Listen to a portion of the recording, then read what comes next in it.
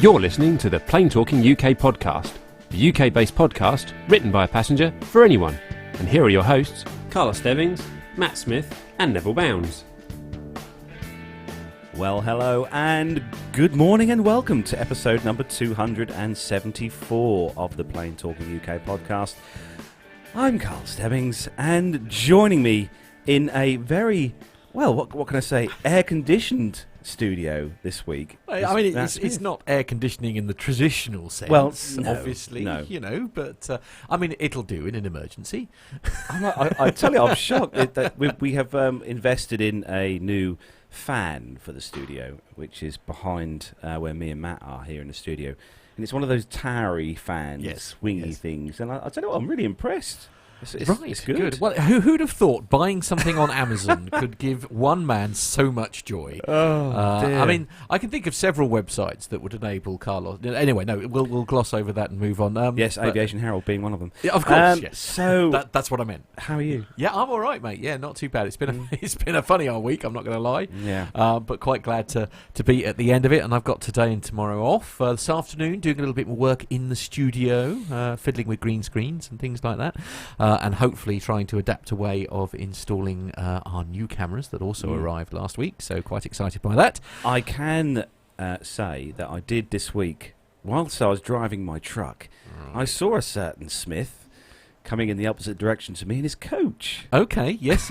Well, to be fair, that does happen quite often. I quite often see you and give you a wave as we're going past. And I have to say, for those of you listening, and honestly, if I could just take the SIM card out of the memory card out of my dash cam in the truck to send you a screenshot of Matt's face as he's driving. He has got to be the most serious-faced bus driver or coach driver in the world. Right, okay, in the world. I would hope so. I mean, the concentration levels on your face. Yeah, look, I mean, in my defence, look, this is not something that I appreciate everybody will get, but most of the work that I do involves school children, and I'm not going to lie, that's one of the things that terrifies me the most. Not because of the children, because they're almost always lovely. Obviously, you get the odd exception, but I'm carrying, essentially in my case, 53 other people's children. Have you any idea how terrifying that is? If you imagine, Carlos, that there were 53 poppycats behind me, if I wasn't concentrating, what would you do to me? But I did get a wave, so that's a... You did, yes, absolutely. Eventually, point, yes, when I realised it was... Yeah. Do you know what gives it away in your truck? It's not any of the expensive livery or anything. Not the Carlos It's the Carlos thing at the front that I can see coming towards me. He's got one of those silly number plates that says Carlos on it. When he comes to Anyway, so, riveting though this is for everyone else. So, apologies for this week. Nev is on holiday this week again. We've given him another week off, haven't we? Yeah, absolutely. Rest well deserved. Rest well deserved, yeah. So he's enjoying himself in the sunshine. So hello to you, Nev. However, good news, I'm delighted to say. I know, we have got back this week, and he's the man who puts the O in, oh my God, it's early. It's Armando. I do worry about you. Oh, good morning. It is incredibly early here in Charlotte, North Carolina. It is 5 in the morning. So if I go a little bit cross-eyed while reading some of these articles, that's completely don't mind me. Yes, but fresh mind though, fresh mind. Right? I'm not sure that's how this works, Carlos. Fresh mind. Yeah, absolutely. How are you, Armando? How's things? Great, actually. So I haven't been on the show for a couple of weeks now, and it's mostly because I've been doing a lot of flying.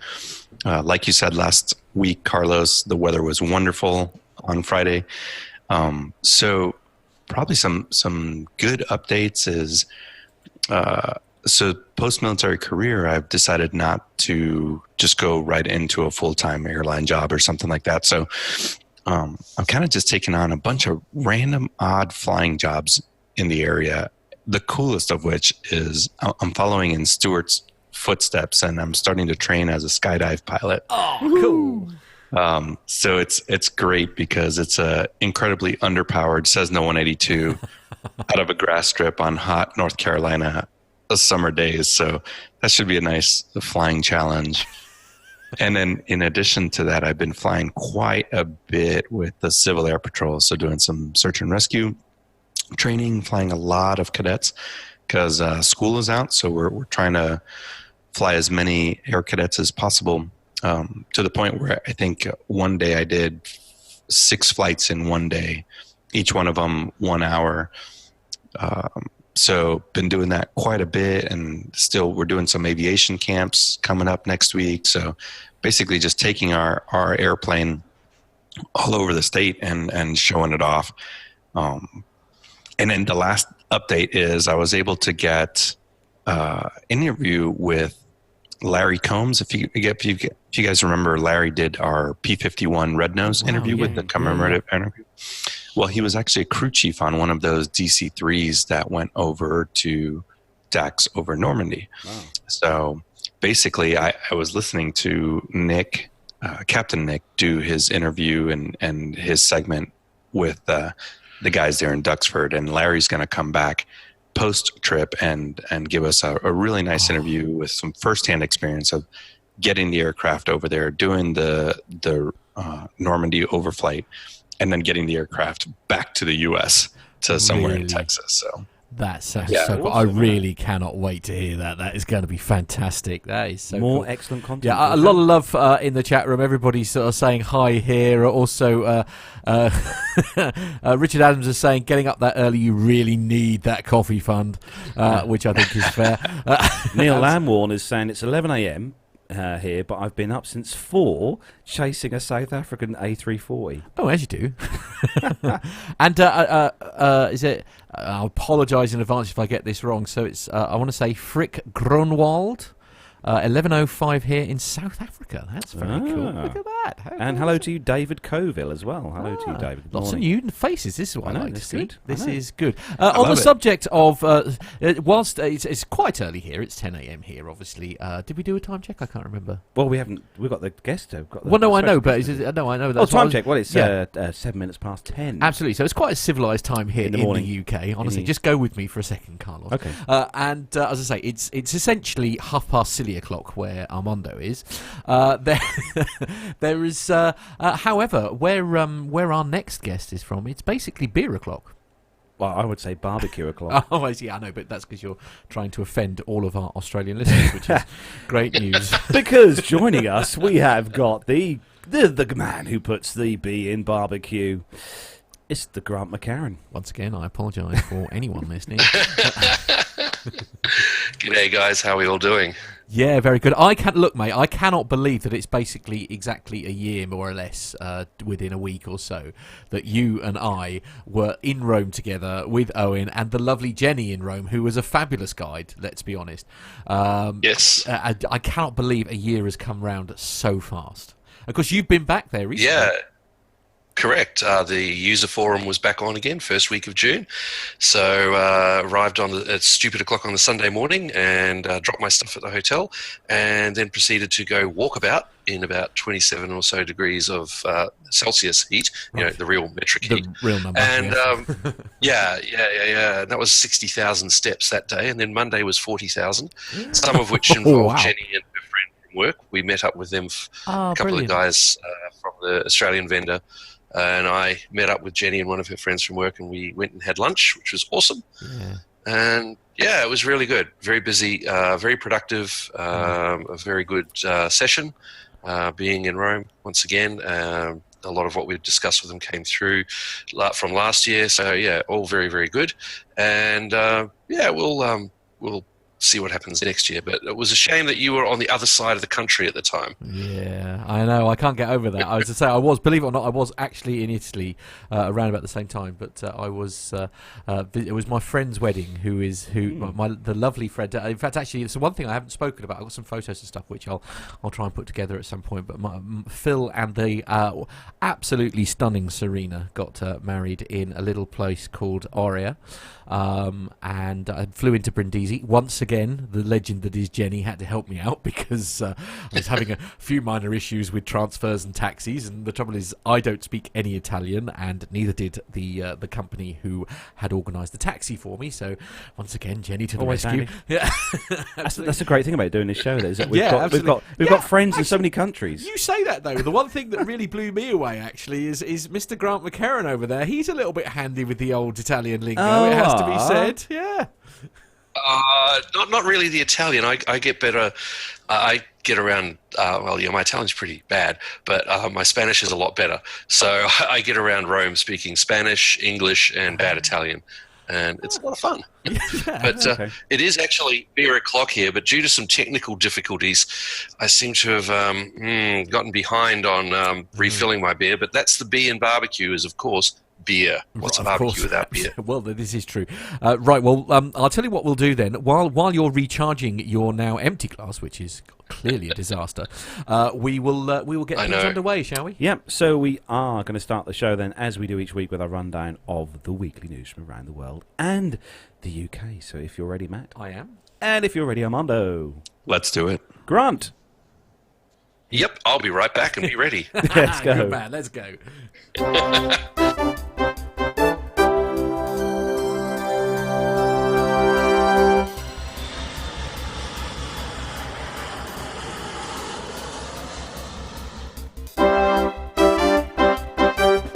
See, I'm beginning to wish I got a beer in front of me now, because Neil Lamwan's saying, "Oh, I'll be going for a beer shortly too." I mean, this is not the news I want to hear first thing in the morning.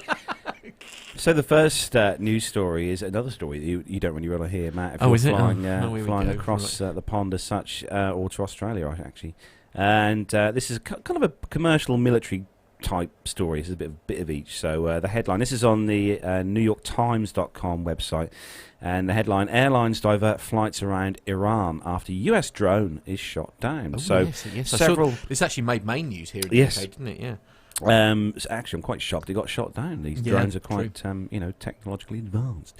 So several international airlines were diverting planes from flying over the Straits of Hormuz and parts of Iran yesterday, a day after the Iranian military shot down an American surveillance drone, and United States went to the brink of launching a retaliatory strike. The Federal Aviation Administration issued an emergency order early on Friday that prohibited all American flights in Tehran-controlled airspace above the Persian Gulf and Gulf of Oman because of heightened military activities and increased political tensions. The agency said that flight operations in the area were prohibited until further notice. United Airlines said in a statement that after a security assessment, it had suspended all flights between Newark Liberty International Airport in New Jersey and Mumbai, India, that typically fly through Iranian airspace. The German airline Lufthansa has said in an email statement that its planes will not fly over the Straits of Hormuz and that the diversion area was likely to expand. The Dutch airline KLM has also diverted its flights as a precautionary measure because of the incident with the drone. It said in an email statement. Qantas Airlines of Australia said in a statement that it would be rerouting flights to avoid the Straits of Hormuz and the Gulf of Oman, which would affect its flights to and from London. BA has said it's taking similar measures on its flights. And on Thursday this week, President Trump approved military strikes against Iran in retaliation for the downing of the drone, but then abruptly pulled back from launching them. Officials said that Trump had initially approved strikes on targets that included radar and missile batteries before walking back the decision. United States officials maintain the drone, an RQ-4 Global Hawk, was flying in international airspace when it was struck by Iran. Iranian officials said the aircraft had flown into Iranian air territory when it was shot down in the Hormozgan province. Very good. Along the country's southern coast. Iranian officials insisted the actions were a defensive move. The Foreign Minister Mohammad Javad Zarif tweeted what he said were the exact coordinates of where the drone was targeted near Ku-Mardbak within Iranian airspace. The Iranian military later released a video to state-run news outlets that said it showed the moment the missile defense system shot down the American drone. In the clip, a missile can be seen being fired from the Kodrad Air-3 air defense system on the Islamic Revolutionary Guard Corps, and a few seconds later an explosion can be seen in the sky. And there's various tweets and stuff that they've put. See, I think we should probably throw this over, because we've got two people who on the show this week who are probably a little bit more familiar with what a lot of this means, essentially. So Armando. Yeah, let's start with Armando, perhaps. I mean, what are your thoughts on this story? How do you feel about this? I mean, as a layman, essentially, the one thing that sort of surprises me a little bit is the need to, surely we have all the information we need in regarding to reconnaissance already. Well, there's always information to be gathered and updated information, but that's something that pretty much every country does all the time, especially those countries that have the resources to do that. And then there's a lot of information sharing. So even when it's peacetime, there's a lot of information gathering, and in little spats like this, there's always increased flight activity, both manned and unmanned.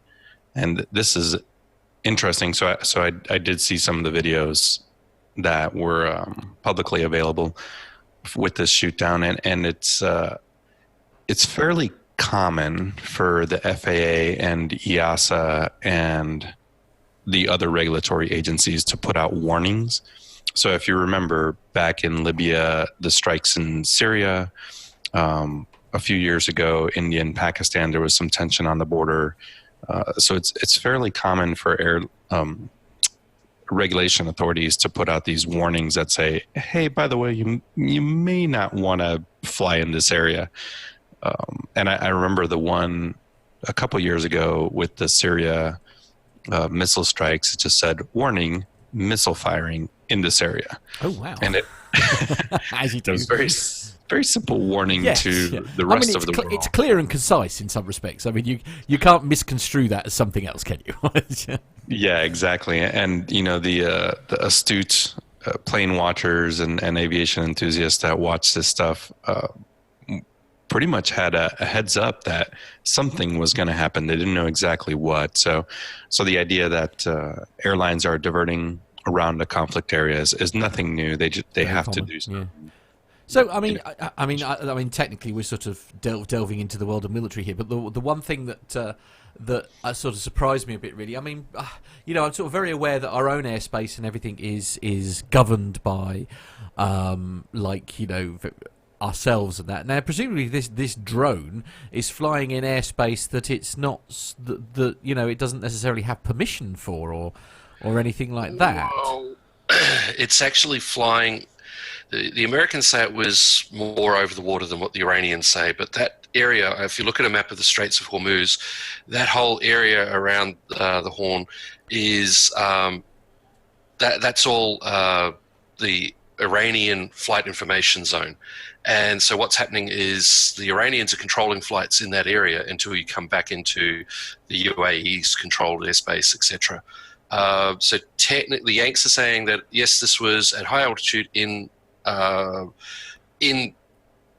like what is international airspace, but it's managed by Iran. Okay. It's a very narrow stretch of water. There's not a lot of maneuvering room. So if you look on the map, there's not a lot of room. It's pretty full on. I mean, Australia, we cover, our flight information region covers 9% of the country of the world, 9 or 10%, something like that. And you look at it, and our international space, like what is territorial ours, comes out this far, but we control a bigger area. Right. So, yeah, look, you look on the maps, there's not a lot of maneuvering room. The Americans are saying they've got incontrovertible proof that it was here. The Iranians are saying it was here. Right. It's all very, that it was closer to Iran. It's all very, very full on. Oh man, it's an area that's ready to go boom any time. Yeah, I mean, we won't go into too much detail, obviously, because we're sort of slipping into the realms of speculation, I suppose. But I mean, one could argue that perhaps this is quite an inflammatory move, shall we say, to shoot down a drone. I mean, if they can prove that it is actually officially in their airspace, I suppose. I don't know. It's such a minefield, I'm sure. Look at it. There's potential, and there could be a third operator in there. Who knows? It could be, parts of Iran losing control of other parts of Iran who want to make things bad. It's a really fascinating part of the world, and there's so much going on. I mean, and ever since MH17, everyone's now more aware of flying near where there's missiles. Yeah, because MH17, everyone was still flying over the top of Ukraine. Yeah. That's like right in front of MH17 was Lufthansa, and right behind it was Singapore Airlines. Everyone was doing it. It wasn't just Malaysian cutting corners and all that. So now everyone's a lot more aware. They're now, as Armando was saying about Assyria and all that kind of stuff, now everyone's concerned. But the ones you got to worry or feel sorry for are Qatar, because Qatar's been having so much problems with its neighbours lately. They've been denying it overfly routes. So it actually has to follow, their aircraft follow around the typically in the Iranian controlled airspace to get to Qatar, because they're not allowed to fly over their mates, their neighbours. So, if the Straits of Hormuz suddenly become a no-fly zone, they're in a lot of trouble trying to do all their flights. Yeah, I bet. Sorry, we've got random noise just appeared in the studio here. Sorry about that. It's anything you want to add to that, Armando? I mean, it's as I say, it's a tricky story really to sort of cover without getting into trouble ourselves, I guess. Well, no, I mean, all we have to use is the news and the publicly available stuff. But Grant pretty much summed it up, good. I think you're right, Matt. I think it's sort of a tinderbox right now where, shooting down an RQ-4 is not a small act. And by all recent media accounts, I think the U.S. was ready for a retaliatory strike, but that did not happen. So, we'll keep an eye on it and hope that nothing does flare up. Yeah, I was looking actually. I just quickly Googled the kind of airspace map over where this happened, and I see what you mean, Grant. It's a really narrow piece of area where this happened. Yep, not a lot of manoeuvring room. Not a lot of manoeuvring room at all. No. So moving on to the next story then, and this one is yours, Matt. Yes, indeed. So story number 2 can only involve one airline, it seems, these days. It's a site I've not seen before, and it's the Lurgan Mail, whatever that means. And the headline is Ryanair flight to Belfast leaves 19 passengers stranded in Spain. Oops. So around 19 Ryanair customers due to fly to Belfast from Spain watched in disbelief from the airport gate as the plane flew off without them. The passengers were left standing for hours at Gate 31 of Alicante Airport as other passengers boarded the plane and left. At Alicante Elche Airport, the scheduled flight on Wednesday night from 9:10, the flight FR 1308 to Belfast International flew off, leaving 19 stranded. Passengers said doors to the tarmac, where the Ryanair plane was waiting, appeared to have been locked after other passengers had been let through and boarded the plane. One Lurgan woman said that the remaining passengers tried to alert the Ryanair staff at the gate. They herded us back down the gate and totally ignored our pleas, she said. One guy whose friends were already on the plane called his mate and explained the situation, but nothing happened. We all watched in disbelief as the plane taxied down the runway and flew off without us.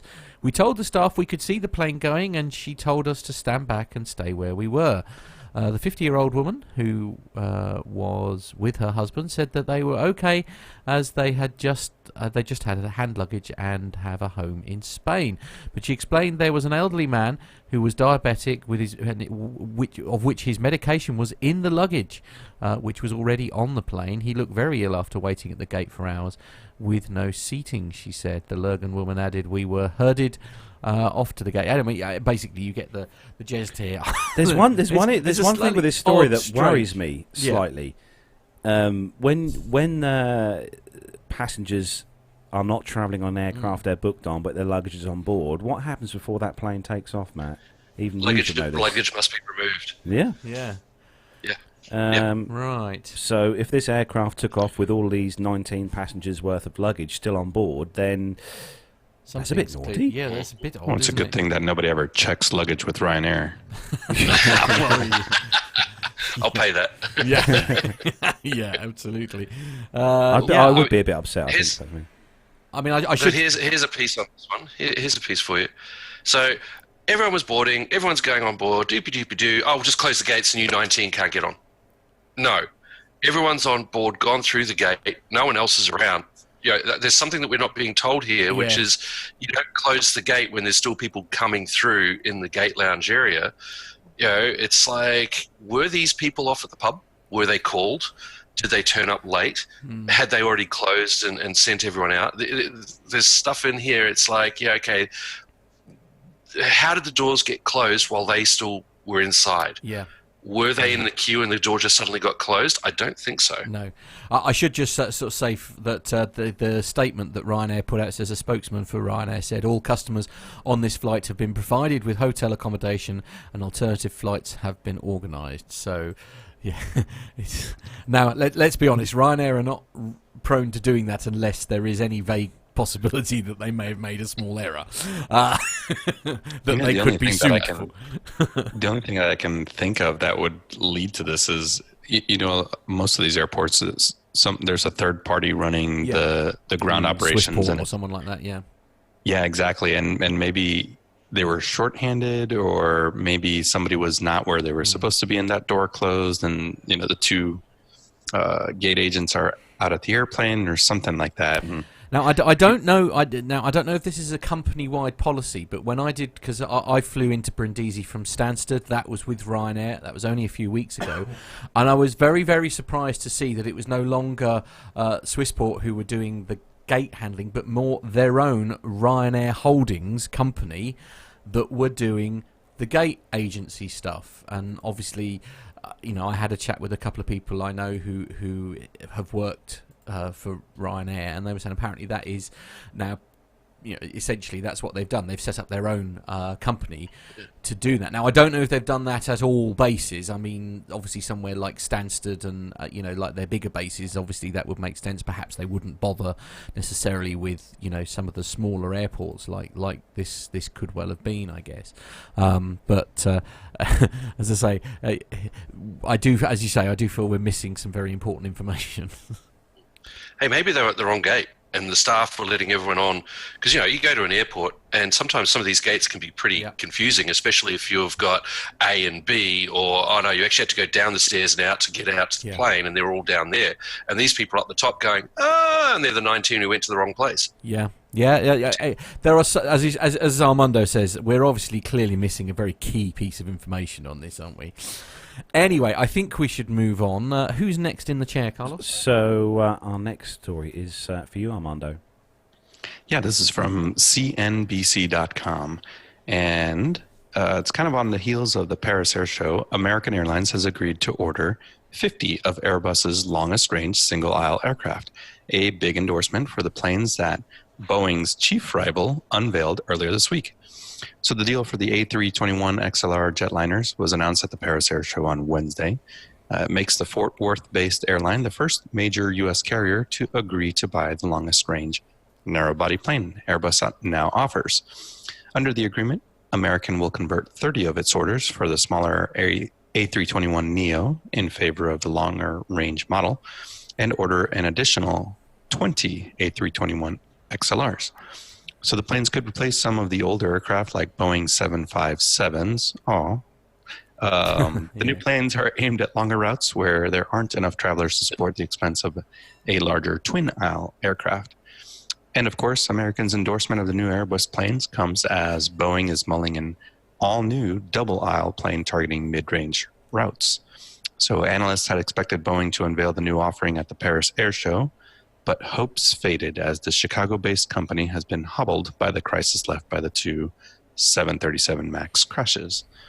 They have to get that story. There's every single story you have with this is like they literally cannot wait to mention that at some point. It must be very frustrating. Must keep it front of mind, old chap. Why? Yeah. Why though? It really is. I feel like the 737 MAX is making its way into all kinds of aviation stories. And when Cirrus grounded their Vision Jet a few weeks ago because of a autopilot issue, that was the AOA sensor. Yeah, the AOA sensor, and of course they linked it to 737 MAX. It's like, oh my gosh, that's not even close. Jeez, we're talking about jet skis and cruise ships. Yeah, absolutely. That's a great analogy. I like so that. Moving away from the MAX thing. Yeah. Well, no. Do you know the one thing that surprises me about this story is, and I open my mouth here with, as I do each time I speak, frankly, with nerves and slight fear, because I don't want to use any kind of political mention if I can at all help it. But this sounds like a very, very surprising decision by an American-based company. Well, American Airlines is, I believe, now the largest U.S. air carrier, and they inherited quite a few Airbus products when they absorbed U.S. Airways. Right. So American's actually been operating the Airbus product for more than a few years now, and I don't have a dog in the fight. I like both aircraft. Yeah. And I think it's just a decision for American to, the XLR is a great plane, and it, if you think about the routes that 75s are on, going to Reykjavik, well, you need a plane that can get there, but you probably don't need 300 people going there. So I think it's a good move by American, but then we're going to see a little bit later in the show one of the other stories where the tables turn. Okay. One of our European carriers. I guess that's what I'm just sort of saying. In a time where the president is encouraging America to be great again, I'm just surprised, if you like, that it's not necessarily the flag carrier, but it's as close as you're going to get to a flag carrier, I would perhaps say. What's Grant? Okay. So yeah, I got to do it. Don't forget, Airbus has an assembly line for A320 class aircraft in the US. Right. So also, this whole not invented here. Oh, Airbus is not American. Yeah. I call blowing snow on that, because there is so many components made from all around the world. Where are the engines from? Are they American? Could be Pratt and Whitney. Yay! Are they using those? Or you've got to look at the whole thing. Like Boeing, so many of their components come from overseas, including Europe. So, it's no, fair point. It's also that kind of thing. But also, I think American was the one that put a Neo order in when Boeing was saying, no one wants a re-engined aircraft. They want a whole new one. And then I think it was American that suddenly went, actually, we were ordering the A320 Neo. And that was what woke Boeing up to the fact that they needed to create the MAX in the first place. Right. But so it's all their fault. Oh, brilliant! Yeah. We won't go there, but it's just plain horse sense. You need an aircraft with that range, with that density. I personally am not too keen on being on that aircraft, unless I am able to get up the front and closer to a bathroom with fewer people trying to get to it. Because imagine you've just got two bathrooms down the back, possibly slimline ones. You've got the cabin crew in the galley. They're trying to bring the trolleys around for the second or third issue of the tranquilizer course of alcohol to try and keep economy class people stabilized. And you've got a whole lot of people wanting to go to the loo. It's like, the tranquilizer trolley is great. But I did. Kit and I went Melbourne to Bali with Virgin on the 737. And all I can say is, and also to Fiji on the same kind of aircraft, I'm just very happy that we were up the front and there was 8 seats for one bathroom, rather than down the back where everyone else had 2 bathrooms. No, that's not ideal. You didn't have to queue; you could walk around a bit. I think it's worth mentioning also that certainly from a cabin crew's perspective, I've spoken to people who've flown on both aircraft as cabin crew, both on A380s, 777s, and that kind of thing. And I don't think I'm speaking out of turn when I say they very much prefer, like from a cabin crew point of view, how things are laid out in the 777, for example, over the A380. So I think, to be fair, the people flying on the aeroplane probably agree with you, Grant. Yeah, well, there's also better crew rest on a long haul wide body airliner. You've got the above the cockpit and behind, or in the tail, and etc. You've got spaces where the crew have their own dedicated bunks in a wide body. Whereas, imagine doing 6 hours to 8 hours in one of these things, and it depends what the airlines decide. What kind of seat pitch are they going to do? Yeah. Is it going to be 8 hours in a 7.5-inch wide seat at 31-inch seat pitch? No, thank you. I'd like to see at least 18-inch wide and 32 to 34-inch. I mean, speaking as a gentleman with a more ample frame than most. That is a number that frightens me. I'm not going to lie. So moving on, the next story, Grant. Yeah, while he gets his drink. The next story is a special story just for you, Grant. I know. As I was going through the show notes, yes, I read the show notes. I'm looking at things and going, I wonder which one's right. Oh, look, Qantas. We know who's got that one. Yes. This is talking. It's from the New Daily, and it's saying, from turbulent times to blue skies, Qantas's remarkable 10-year turnaround. It's got some Qantas at a glance, and share price risen 370% in the last 5 years. But here we go. A decade ago, television sets across Australia were blaring the news that one of the nation's most recognisable and beloved brands, Qantas, was waging a ruthless industrial war against its employees. The high-stakes saga began in August 2010 when Qantas pilots rallied over fears the company would move jobs offshore and morphed to include engineers and maintenance staff after plans to axe 1,000 local jobs were revealed. In October 2011, in an attempt to crush the union uprising, Qantas CEO Alan Joyce dramatically grounded the entire fleet and told staff they would be locked out. Side note, they say here, Qantas later claimed the industrial action cost it $194 million, including $70 million from the grounding, $56 million through lost customer loyalty and forward bookings, and $68 million from union actions in the lead up to the grounding. Generally held in public that the decision was made late at night and grounded the next morning. No, there is all the information running around about how hotel rooms were being booked 2 or 3 days in advance, couriers were being organised to run stuff around. That grounding was reasonably well planned out. It wasn't a spur of the moment. They were ready to go and had a whole lot of people in place, etc.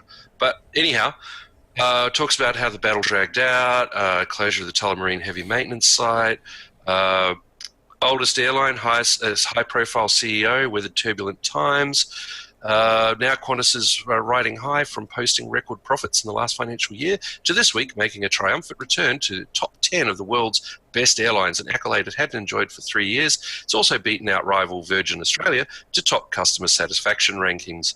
Shareholders who once called for Mr. Joyce's head have seen the company's stocks rise in recent years from a low of $1.16 in 2014 to the current rate of $5.45. And what can one say? But it's amazing what happens when you actually stop gallivanting around and actually run an airline. Joyce, a few years back, he did. He actually stopped all the showboating, all the other stuff. There was a whole lot of internal politics. There's all the rumour and scuttlebutt and all that kind of stuff. But when he actually started running the airline and they stopped trying to prop up Jetstar by using the main line, oh, did I say that? Anyhow, yeah, they ran the airline properly and things have turned around. And shock. It's actually working. If you run an airline properly, it will work. Yeah, you could say that about being back in play. Yeah, sorry. Yeah, no, I'd say you could say that about virtually every airline, couldn't you? Really? Have you seen how much, Matt? Have you seen how much Alan Joyce took home 2017-18? Was it? Let's say 200,000. Yeah. $10.9 million. Oh, he's doing all right then. I mean, he can afford a couple of business class flights then. Yeah. One or two, but one of the things they've just done is the revamp of their frequent flyers. Because you have various status of silver, gold, and platinum, and then you got platinum one above that.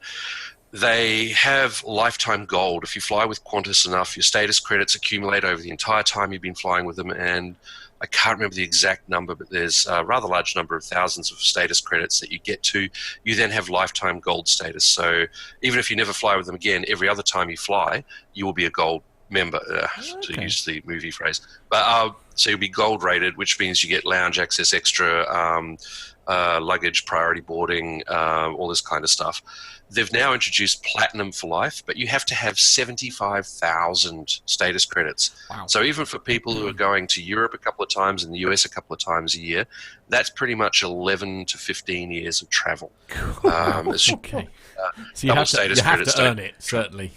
Oh, hugely. I've got friends who are platinum ones who have been platinum one for quite a while, like elite super top. They're doing a lot of first and business class travel around the world all the time. And one of them said, I think another 5 years I'll get lifetime platinum. He's been doing this for ages. For ages. So there's a lot of stuff. Yeah, you look at the frequent flyer websites and all that, and Australian Business Traveller and all that. There's people going, "Oh, I'm never going to get it," or "Oh, gee, one more year and I might get it, but I've only been doing it for 50." Yeah, and all this indeed. kind of stuff. Absolutely. Yeah, Armando, have you ever flown with Qantas?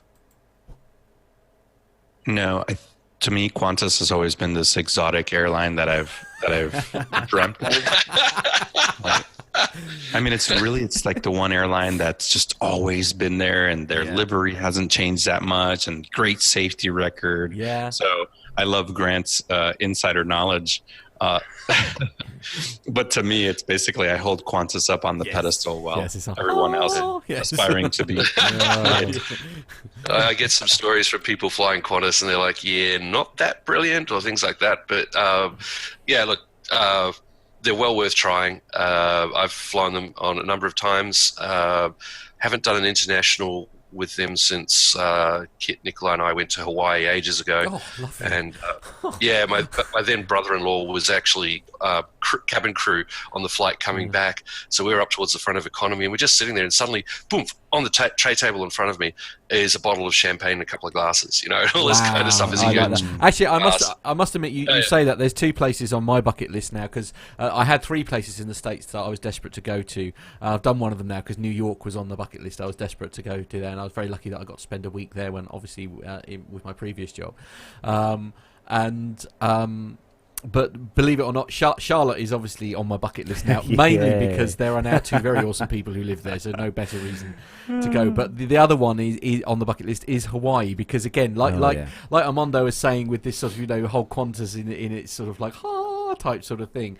But Hawaii, you just dream of sitting on a beach in Hawaii, don't you? I do anyway. That's one of those things. Even if I do it for one day, I don't care. It's just I just want to know that I've been, drunk a pina colada or a Long Island iced tea or whatever it is, on the beach in Hawaii. That's the bucket list. Well, Kit and I were actually planning to go to Oshkosh via Hawaii. I was going to drop her off. We've got friends who live on the Big Island. We've got a house. Hang on. Are you going to Oshkosh this year?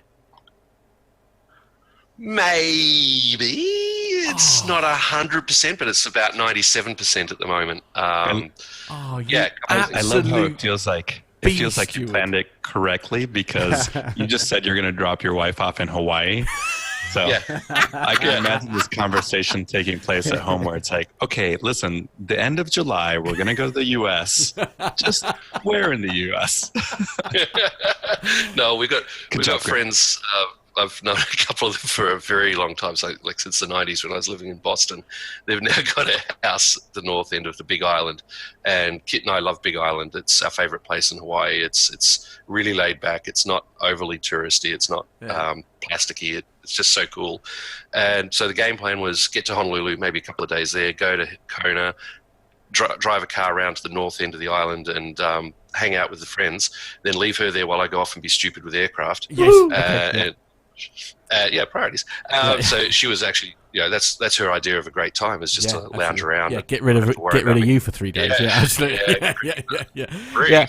Now look here, Grant. I'm going to have a very stern word with you now here, right? Because if you are going to Oshkosh, we will have none of this leading our lovely Armando astray, all right? Because I've been to Rome with you, and I know what you're like. So be a good boy. I am a good boy. I'm good at getting into trouble.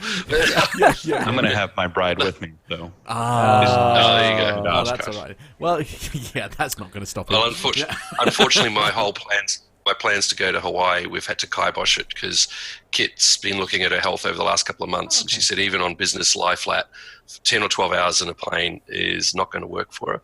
So we've actually had to cancel.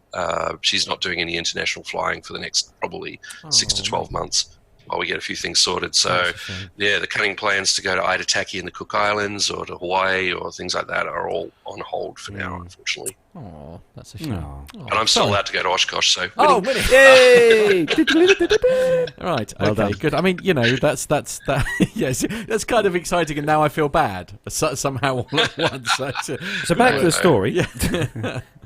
That. What story? What were we talking about? Qantas, yeah. Oh, okay. Yeah. Do you know what my favourite part of the whole Qantas experience was, Grant? Flying on the 380 with the cookie bar at the back of the aircraft. Yes. Yeah. A what now? Yeah. Qantas have a help yourself cookie bar at the back of the 380, where the stairs are at the back. And you just help biscuit yourself. bar, cookie bar, whatever you want to call it. It's I don't know if it's got Tim Tams because they'd disappear in the first 30 seconds after the seatbelt sign went off. But it's got a lot of nibbles and things like that. It's not quite like the lounge. I was just on an Etihad A380 in business and coming back, and there was the lounge between business and first, where you can come and slum it if you're first or step up if you're business. And that was just a round sort of talking pit kind of thing. But this one you can go back and get your own nibbles and things like that. It's kind of cool. So we're going to say a quick good morning to Dr. Steph, who's joined us in the chat room, and also Dave Abbey in Chicago. Good morning to you. So early to rise. Yeah. So moving on to the next story. Armando not being the only crazy person at this time of day in the States. Anyway, so shall we do some more stories? We have been talking about comfort seats and business class and stuff like that on the show, haven't we? So this story is on Mashable.com, and I'm not sure if I'm going to enjoy flying on this particular airline, but anyway, the headline: airline to soon make budget flyers stand. Have we had a story like this before? Are you sure is this not supposed to be my story? Is this a Ryanair story on a flight? And so it says here, the story goes, we have all complained enough about travelling in crowded trains and buses without managing to find a seat. Imagine this discomfort is usually the USP of a flight. No, we're not making this up. Standing seats apparently exist, and an airline is soon going to introduce them for passengers travelling on a budget. Last year, a company called German Avio Interiors had introduced the Sky Rider 2.0 at the Interior Expo held in Hamburg. They had a rather capitalist version in mind to maximise revenue by squeezing in more people on their flights. The result, they created this unbelievable seating with vertical seats where passengers have to practically stand on a flight in a particular position. These seats will be part of their newer version of the airline Skyrider 3.0 Ultra Basic Economy Class seat. This sounds fancier than it actually is. So the seat, Matt has put one on the screen there. For those of you watching the live YouTube stream, you see the seats there. Interesting. The engineering advisors at Avio Interiors think of it as a multi-class configuration, allowing them to reach the maximum passenger load, which is nowadays hard to achieve. The company has also compared seating on the Skyrider as comfortable as riding a horse for hours. Now there will be a standard. There will be a standard. That's comfortable. Premium economy and business class in the same cabin of the flight. Heights of cost cutting. The seating, standing seats. News reached Twitter with all Twitter. There's no need to go through all that. Let's put it this way: they're not complimentary about the idea. I mean. I'm going to be, you know me. These are real. These are actually real, man. You know me. I like to be a little controversial. Demo. Yeah, well, no, this is it. I like to be a little controversial, as you know. Whenever I get on a bus, because I always find the seats uncomfortable, usually because there isn't enough room for my legs or anything like that, I quite often, if I'm in a vehicle where I'm allowed to stand, I will quite often stand. The only thing that I find uncomfortable when I'm doing, obviously we're only talking short haul here, so we're talking, you know, let's say Ryanair to Brindisi, it was only sort of like 4-hour flight or something like that. No, it wasn't even that. It was like a couple of hours.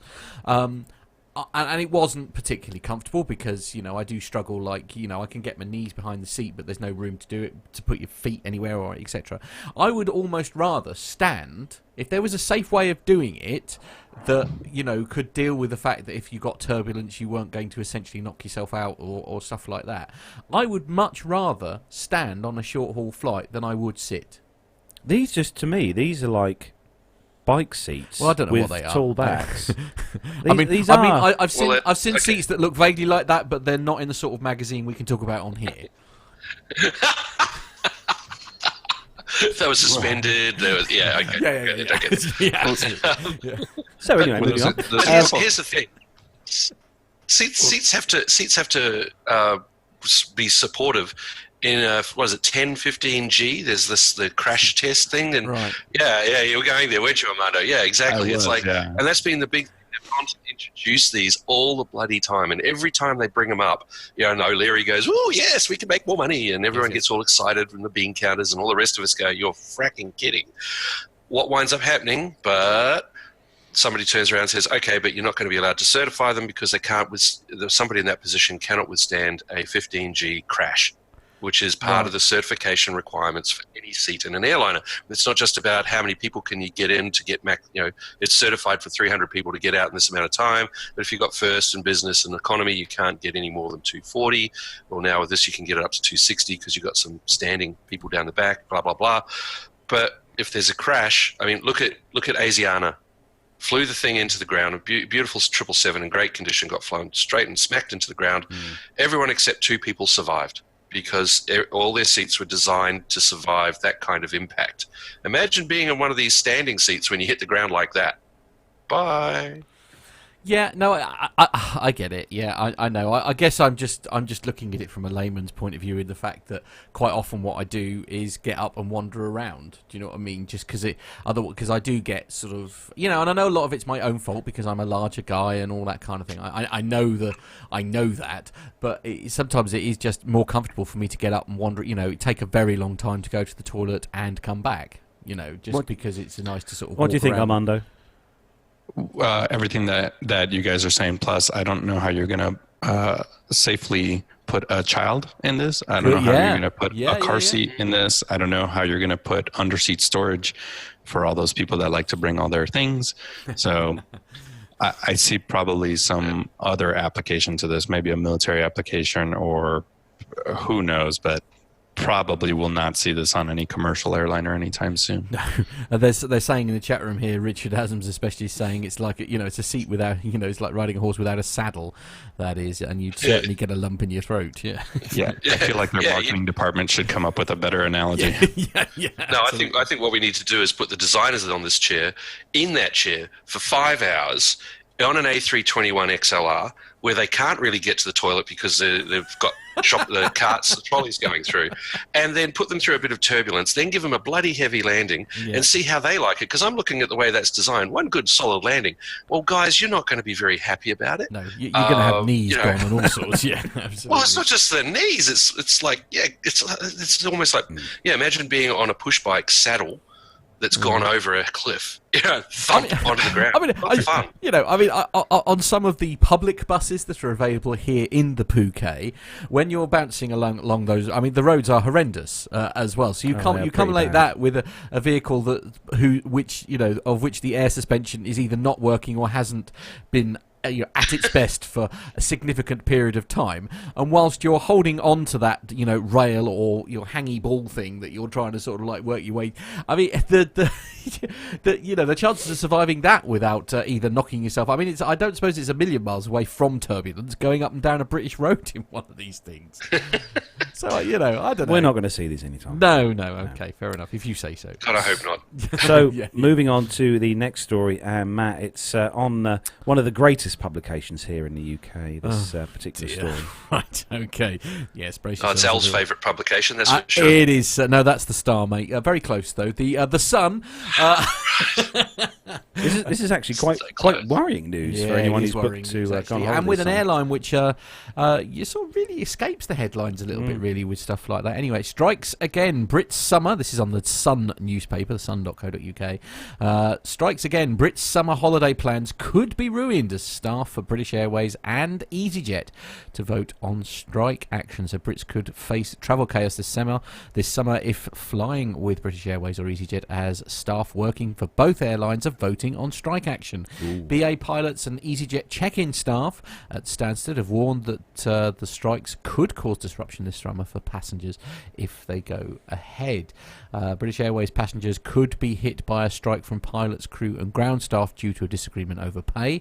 The British Airlines Pilots Association, BALPA, Unite and the GMB trade union have joined forces against the airline after talks collapsed following the dispute. British Airways offered 11.5% increase over 3 years, which is above inflation, which they have rejected. According to the Times, the three unions combined represent 40,000 British Airways staff, potentially crippling flights, although Unite and GMB have yet to vote on the strike. BALPA, the BALPA General Secretary Brian Strutton, told Sun Online Travel all three unions have been working for the benefit of their respective members. Given we collectively represent some 40,000 employees, this is something that British Airways should pay careful attention to.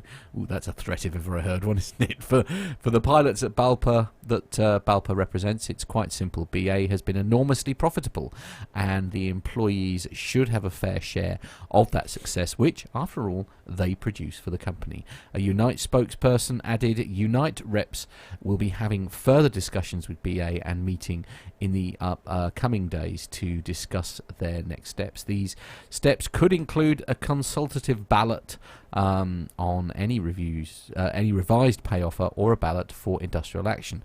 With the vote to strike starting next week on the 26th of June and closing on July 22nd, it could result in a full walkout affecting Brits during the busy school summer holidays. A British Airways spokesman told the Sun Online Travel, "We are extremely disappointed that the pilots union BALPA has raised the prospect of a ballot for industrial action. We urge them to join us for mediation with the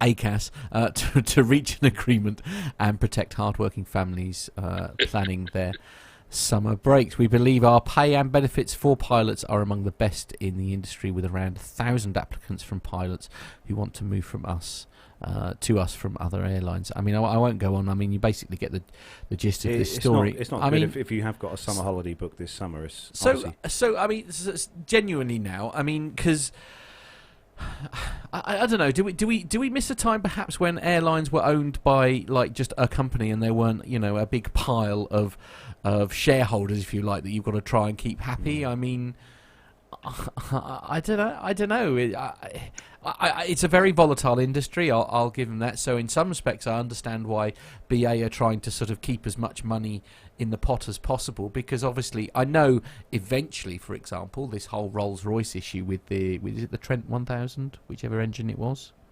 where you've got, I mean, everyone's been affected by it, isn't it? You've got BA, you've got Virgin, etc. Yeah. But obviously, although I dare say when it all comes out in the wash, obviously, you know, it'll be Rolls-Royce that pay the bill for this mess. But, you know, people like BA in the meantime have got to, you know, fill that gap either by leasing other aircraft or getting other airlines to cover their work and things like that. So I do understand to a degree why an airline might want to sort of stockpile a bit, but you know, really, if they are making a profit, you know, you should at least be able to, you know, ring fence a pocket of that, if you like, to reward your staff better. I mean, you know, not employee wage share, you know, profit share schemes. Oh, say it isn't so.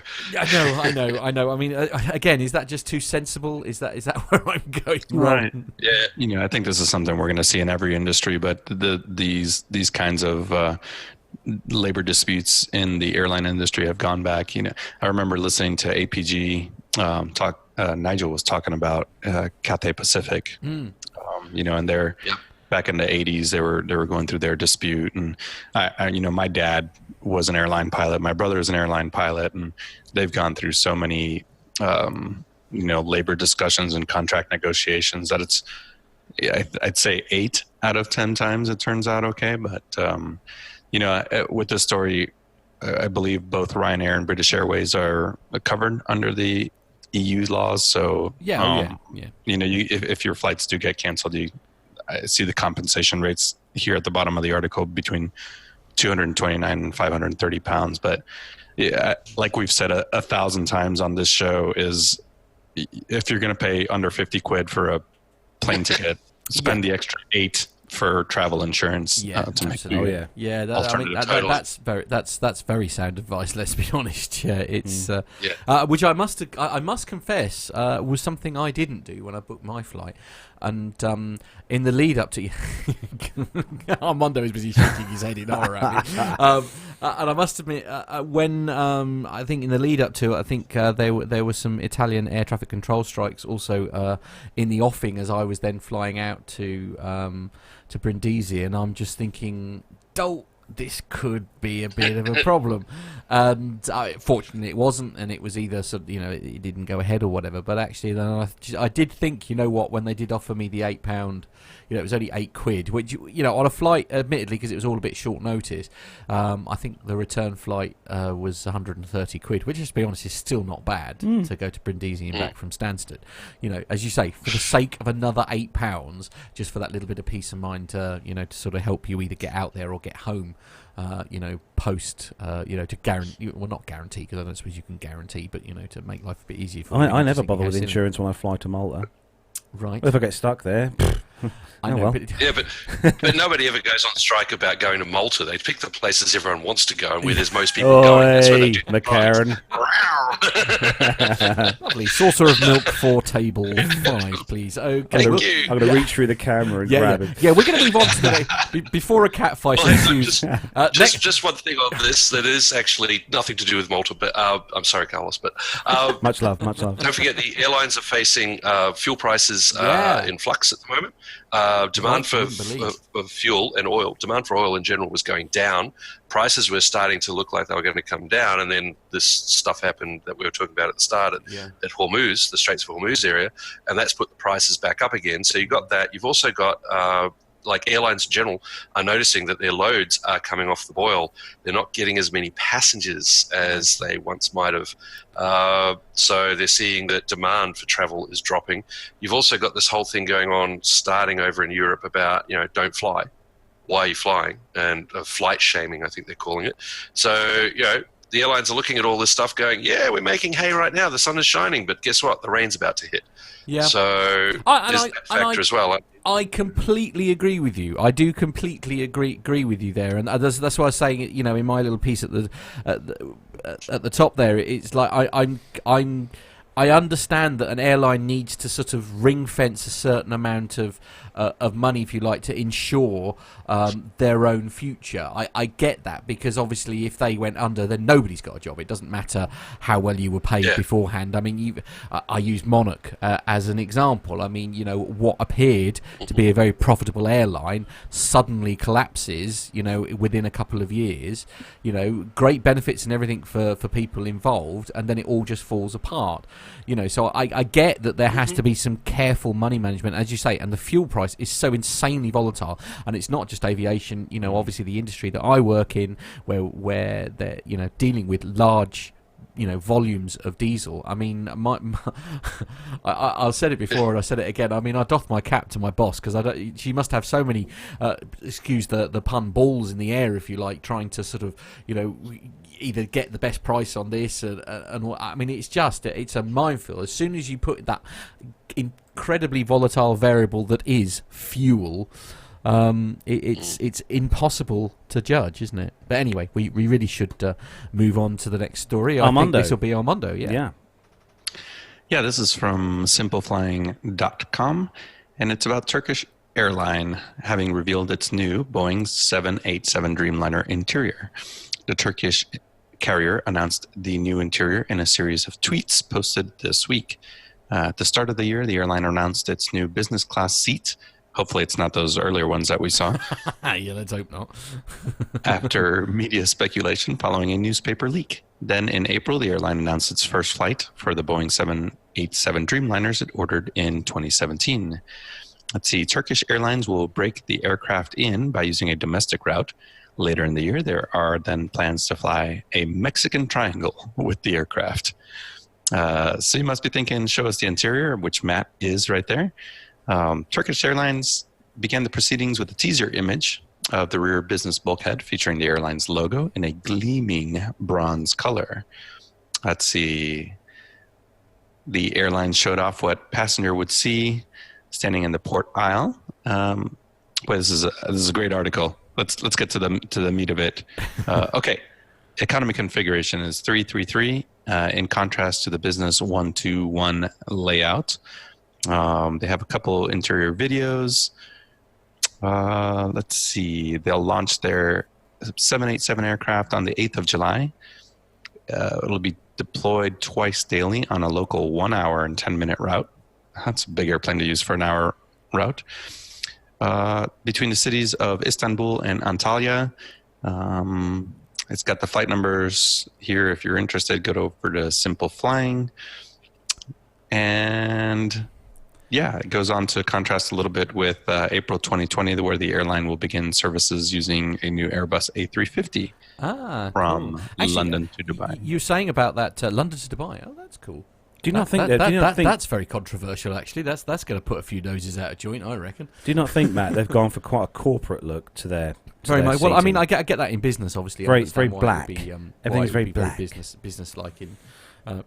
But even but you were saying sort of like quite a short route, Armando, to put such a big aircraft on. I know of one airline that it's a 35-minute flight, and it's an A380, or it's either it was an A380 that they used for that tiny flight. So I guess if there's enough people, and I think that route is like happening like 3 or 4 times a day, something like that. So I suppose if it is a very popular commute, then it makes sense to sort of put a beast on it. If you're going to fill it at the end of the day, I suppose it's all about bums on seats, isn't it? Well, we have the A330 that Qantas flies between Melbourne and Sydney because that's one of the most popular, busiest routes in the world. I think it's the 3rd busiest. So they'll fly an A330, so does Virgin at peak times. Otherwise, it's 737s back and forth. But if you've got the load, put a bigger aircraft on. Well, yeah, exactly. This is true. I must admit, I just had a quick glance at the chat room while we were doing this, and the legend that is Dr. Stephanie Plummer, is about to make us all feel very old, fat, and tired by going for a run. But the good news is she's going to listen to us while she's going for a run. Woohoo! She's going for a run in Chicago at 4:30 in the morning. So maybe I'll text her and be like, "Hey, let me know when you're back to your hotel, because." Safe. Chicago at 4:30. Ooh, we know it's called the the Mugger Dodge. Oh, lovely. Right. This is comforting. Right, lovely. Well, in that case, Dr. Steph, please take extreme care. Maybe take some kind of blunt instrument with you as well. So moving swiftly on. This is horrible. I'm now horrified. Just listening to the podcast. Yeah, I'm now something horrified. tells me that Stephanie has some ninja skills. That I don't doubt that for a minute. Yeah, absolutely. It's a brave and/or foolish person that takes her on without. Yeah, absolutely. She's in the suburbs. Apparently, does that help if she's in the suburbs? No. I think Which so. ones? She's probably got a little stash of needles or something that she could probably just like a action movie. Right, good. Okay, and on that bombshell, good luck, Dr. Steph. We'll let us know how you get on, please. Next story will be with Grant, I think. Grant, yes. Oh, go me. Yes, of course. It's naturally with me. Just as Matt is always Mr. Ryanair, it seems that I'm Mr. Qantas today. What a shock. You've listened to the show before, mate. I don't know why you're in any way surprised.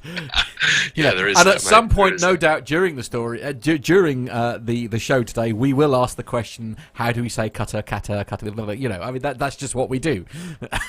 Yeah, well, I think we're talking about Qatar very shortly. But anyhow, on we go. Qantas is hiring cabin crew on casual hours for domestic flights from Perth, Melbourne, and Adelaide. That's what those 3-letter codes mean, by the way. So here's a really interesting opportunity for cabin crew candidates based in either Perth, Melbourne, or Adelaide. Qantas is currently recruiting cabin crew on casual hour contracts. Or rather, MAM Aviation Support Services are recruiting the cabin crew. That'll be on behalf of Qantas. But applications have to be submitted via the official Qantas recruitment website, and successful candidates will only work on Qantas-operated domestic flights. What makes this opportunity so interesting is that cabin crew employed by MAM don't have a guaranteed set number of hours they work each month. They don't get paid when on holiday or off sick, and they don't get any of the usual benefits that directly employed cabin crew enjoy, like staff travel. So, what do they get? Money is the simple answer. By accepting the risks of working on a casual hours contract, MAM and Qantas are willing to pay these staff a lot more money than directly employed crew. When times are good, you'll work nearly as many, if not as many hours as full-time cabin crew, but your take-home pay will be much better.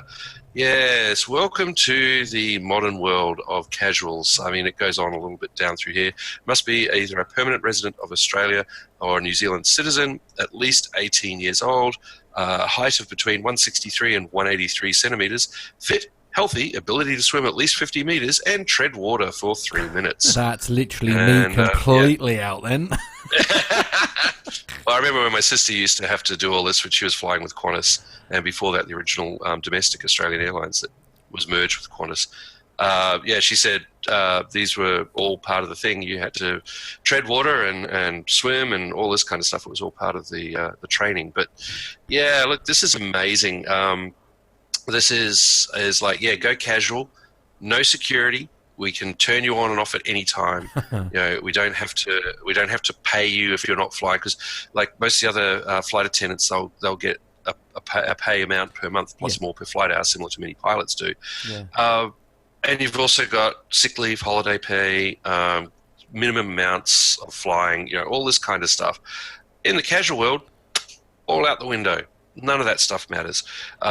What's now happening is that you are just a resource that, look, we need extra people. No, we don't. And it's at your risk. And it sounds great, but there's a lot of people in Australia, and I suspect in the US and other parts, and probably the UK, that are technically counted as employed because they have work. Yeah. But it's a new figure because they changed, I think it was about 15, 20 years ago, they changed the way unemployment was defined. If you had casual work of, say, 3 or 4 hours a week, regardless of the fact that you wanted lots more, you were employed. Yeah. So now they're only just starting, I've noticed here in Australia, they're just starting to talk about the people who are employed but want more employment. Yeah. And, to me, this sounds very much like essentially the aviation equivalent of the whole Uber thing.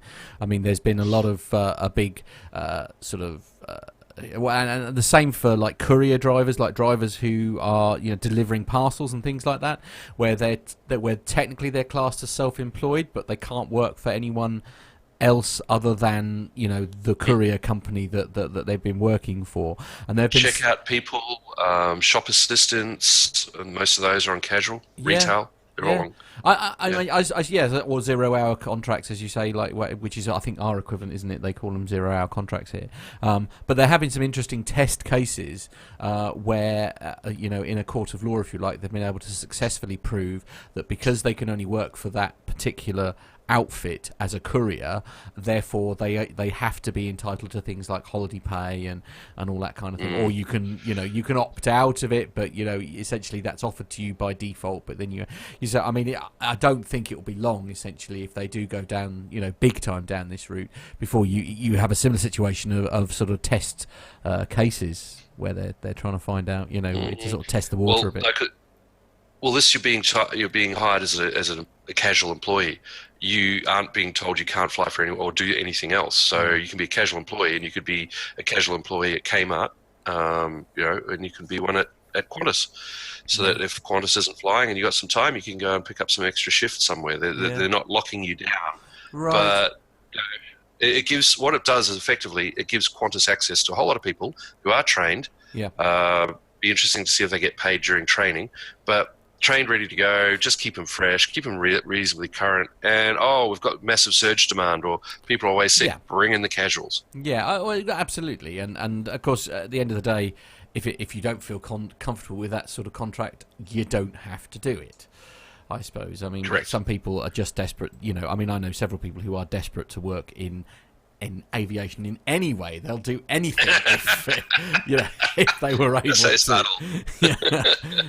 So it's one of those. I mean, hey, obviously, Armando, you're sort of beginning to dabble in this particular area, I suppose, now that you've sort of retired from the military. I mean, you don't want a 0 hour contract, do you?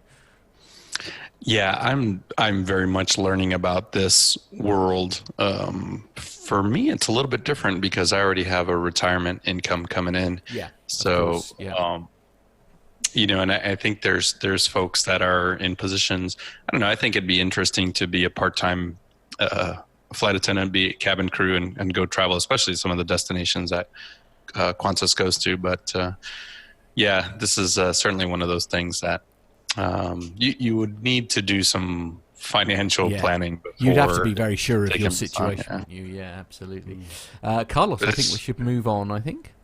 Yeah, next story is on one of Nev's favourite websites, Flight Global. Has a nice font. He likes the font, yes. And headline is Paris, the air show. Obviously, the air shows come to an end in Paris with over 240 A321 XLR commitments. The new Airbus leadership team kicked off its first Paris Air Show with the launch of the long-range A321 XLR twinjet, which has ended the week backed by orders and commitments for over 240 aircraft. During the Paris Show Week, Airbus announced 10 customers for its new variant who have placed orders and commitments for a total of 243 aircraft through a mix of new contracts and the conversion of existing orders. Lisa Air Lease ALC was the first to order the A321 XLR, signing for 27 aircraft on the opening day of the show. Two other customers, IAG and Indigo Partners, have ordered aircraft for allocation to their airline divisions. The IAG deal comprises of 14 firm orders and 14 options. 6 of the firm orders are allocated to Aer Lingus and 8 to Iberia. Indigo's order for 50 XLRs is being allocated to 3 airlines in which it invests, 18 for Frontier in the USA, 12 for JetSmart in Chile, and 20 for European carrier Wizz Air. Airbus declines to be specific on the overall size of the market for its new extended range aircraft, although Chief Commercial Officer Christian Schrader says that he expects there will be hundreds of A321 XLRs sold. The XLR launch is seen as a tactical move by Airbus to disrupt Boeing's plans for an all-new 220 to 270 seat dubbed the new mid-market airplane, or NMA. It should be obvious that part of Airbus's strategy here is to borderline that potential new aircraft from Boeing, said ALC Chief Executive John Pluger when announcing the lessor's launch order. It does provide a very effective airplane for a lot of same routes that NMA would be targeted for, but it does also for many years earlier. And the list with Matt popped up on the screen there, which you could see. We've got some of the airlines you may know. JetBlue, 13 of these. Qantas Group, 36. Saudia has also got 15 of these. Do you know what I think the most surprising thing in this is a sort of sign of the times here is the air lease element to it. You know, it's 27 of those have been sort of. I presume that's for various companies like they just lease them out. Absolutely. Yeah, Matt, if you come over to my feed, you'll see. I was looking up what air lease. There you go. Yeah, so I was looking at what companies air lease or what their customers are, and it's way more than I thought. So if you look at some of the U.S., there's some major carriers in there. You got Southwest, American, United, Air Canada is in there, Aeromexico is in there, and then look over in Europe, probably some of the most well-known Swiss Air. carriers. Yeah. Not uncommon for an airline to maybe own a few of their own aircraft, but also lease a number of them. It comes under that different, monthly current budget under the capital account. Yeah. But the benefit of a leased one is, end of the lease, you can give it back. Not my problem anymore. And if it goes tech, then it's down to them, not you, essentially. Well, it depends on whether you're doing a full wet lease, which is where you've got the whole aircraft, crew, fuel, all that is just on a fly by the hour, versus a dry lease where you have the aircraft, but then it's your problem to schedule it, put people on, fuel it, etc. That's scary. That was cheeky video editing there, Matt. And so I just tried, so obviously I tried to disguise the fact that Armando had to switch modes, if you like, between, but anyway, there we are. So, anyway. I mean, it does make sense to lease. So it's like when you lease or hire or lease a car, if the engine blows up in 2 minutes' time, then you just take it back and get another one. Yeah, I know, but if you do so much as sneeze on the car and put any kind of vague dent on it, then it'll cost you a small fortune, probably more than it would have cost you. That's why we have insurance. Yeah, well, there is that. Yeah. But it's like the whole power by the hour thing, right? It's I'm going to be operating these aircraft, 14 hours a day, 5 days a week, 7 days a week, whatever it is, based around your maintenance, etc., etc. And you know that you're just paying X amount per hour. Bang. Done. That's it. True. And from a company point of view, it's a very easy way to budget and finance and all that kind of thing, isn't it? You know. Theoretically, yes. In theory, you know exactly how much it's going to cost you each month to have that aircraft in the air. And depending on what's found during inspections, etc., that's going to be slightly more challenging to achieve with an aircraft you own yourself. Anyway, we're going to move on because we are rapidly sticking with Flight Global, whizzing Matt. through our time. Yeah, sticking with the nice font website, Flight Global, as Carlos says, Spirit Airlines has launched Las Vegas Airport's first automated self-service bag drop system as the ultra low-cost carrier. Ultra low cost, wow, marks a network expansion from the Sin City today. The new bag drop system will help expedite the check-in process for passengers, says Miramar, the Florida-based airline. Spirit already offers self-bag tagging at a majority of its largest cities, and Chief Executive Ted Christie previously said that the airline continues to work on initiatives to speed up the check-in and bag drop process at airports and was testing self-bag drop. Our partnership with McCarran, no relation, International Airport to install to install the first automated self-service bag drop system in Las Vegas is a clear message that we are thinking about every facet of our guest experience with innovative and forward-thinking solutions to elevate our service, says Spirit Vice President of Airport Services, Mike Byram. The airport indicates that Spirit's self-service bag drop is the beginning of such innovations at Las Vegas. As a 100% common use airport, we have a long history of introducing new customer-focused technologies geared towards enhancing the passenger experience. Yeah, nothing to do with people losing their jobs. Yeah. Anyway, steady on there, Grant. Yes, you should get that looked at. Says Rosemary, who is the Director of Aviation for Nevada's Clark County.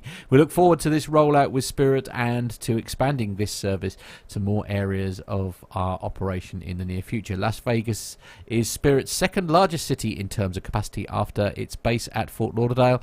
Cirium schedules data show. The airline launched new non-stop service from Burbank and Sacramento today, increasing its daily departures to 55 flights serving 29 cities. In October, it will link Las Vegas with Nashville. Spirit says its Las Vegas capacity will have grown by almost 50% as of July, which is an impressive number. I suppose it's inevitable, really, that we're going to start going down this route, isn't it? I mean, you think... I think one of the nicest You have parts. Self-service checkouts now, don't you? I mean, it's, and I certainly at 6 o'clock in the morning when I'm buying my sandwiches before I go to work, the mere thought of interacting with another human being at 6 a.m. is frankly horrendous. I mean, I enjoy the whole worse. part of the airport experience is going to the check-in desk and chatting with. Yeah, but that is Carlos. Please don't take this the wrong way. But you are essentially one of the biggest, flirtiest human beings I've ever met in my entire life. So any opportunity to interact with some attractive young female is just you. Frankly, it's, this is the guy who could even sweet talk his way into a cockpit. I mean, honestly, the man has no boundaries. That's what she said. Indeed. Yeah. Anyway, before, but it is essentially this is doing people out of the job. It is, yes, absolutely. But I suppose in a time when they're trying, I don't know. Yes. The long and short of it is they are doing away with people's jobs, and that's not okay. Yeah. Mate, there was more spin in that article than on a pair of Technics 1200 turntables. I tell you, I was reading that going, oh wow, spin sugar. Yeah. He was so horrified throughout most of that, he'd actually muted his microphone. That's how horrified he was throughout most of that. Yes. So you couldn't hear me going. Absolutely. So moving on to the next story, and it's good Boeing news, Armando. Yeah, from The Guardian, BA parent company reveals plans to buy 200 737 MAX jets, like we said a little bit earlier. So the parent company of British Airways has announced plans to buy 200 737 MAX aircraft, the first new sales deal for the passenger jet since it was grounded because of safety fears. We'll leave all the other stuff out. The short-haul airplanes would be delivered between 2023 2027, shared among IAG's carriers, including Vueling, BA for its flights out of London Gatwick. IAG and Boeing revealed the letter of intent for the huge order at the Paris Air Show in a significant boost to the U.S. manufacturer after its rival Airbus appeared to be stealing a march on it with big orders and the launch of a competing model. The fleet of airplanes, a mixture of 737 MAX 8 and MAX 10 aircraft, would be valued about 25 billion US or 20 billion pounds at list price. Yes. But IAG said it had secured a substantial discount. I'm sure they did with the MAX aircraft right now. The deal would be seen as a crucial vote of confidence in the troubled airplane. Although more than 5,000 have been ordered, the IAG is the first sale of any kind for the 737 MAX since it was grounded in March. Let's see, it goes a little bit into the mishaps. We have no hesitation in flying on the airplane, said one of the folks, an IAG executive interviewed for this article. He is a 737 MAX pilot himself.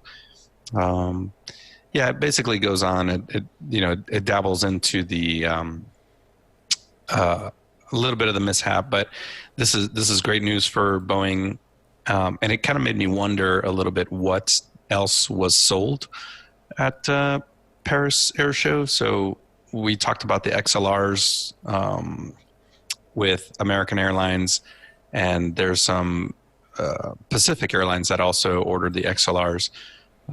Virgin Atlantic signed up for 14 A330 Neos. Looks like Turkish. Yeah, we talked a little bit about them. What's that? There wasn't a lot. Realistically, it was the XLR and this and some other stuff, but nothing like it's been in the past. Yeah, it seems to be a little slow. China Airlines, Qatar Airways bought 5 and 6 respectively, 777 freighters, and then Embraer sold 15 jets to KLM. So, but I mean, as a person, as an airline choosing your aircraft, given all the hoo-ha that and I feel bad saying this because I'm doing it again essentially, so that the MAX story, obviously, that's got to make you nervous as an airline about because Mr. Joe Blogg's flyer is not necessarily going to know the difference between a MAX 8 and a Boeing aircraft. Do you know? Can you see what I mean? You mean an NG? And a MAX, people aren't necessarily going to. I mean, would that perhaps are orders lower because they're thinking, well, let's go with Airbus because essentially there haven't been these awful things that have happened. Well, I'm with you. I don't think the average passenger knows what kind of airplane they're flying on. They're just going to see the word Boeing, and that'll almost be enough for them to be maybe choose another airline or if it's Boeing, I'm not going. Well, this is it. But for those that follow the industry and those in the industry, this is a huge move. So it is a vote of confidence in Boeing, and it is, IAG coming out and saying, no, we know the problems will be resolved, and we are investing in the MAX product. Yeah, I think that's huge. And we're also getting a bloody huge discount. Yeah. And this is a letter of intent. It's a statement of intent. Right. No money's changed hands. Yeah. This is IAG getting a bloody good deal by saying up. And 2023. How long down the road is that? How many people have forgotten about this? Everyone will have moved on. Who cares? Whatever. They've gone, hey, mate, give us a good deal. We'll help you look good at Paris because you're getting smeared across the ground by everyone at Paris. It was a really bad show for Boeing. All this kind of stuff. Oh, we'll do a letter of intent. We won't give you any money, but we will later. It's a letter of intent is really easy to break. So that typically you've got list price, then you've got real price, which is around 50 to 70% list most of the time.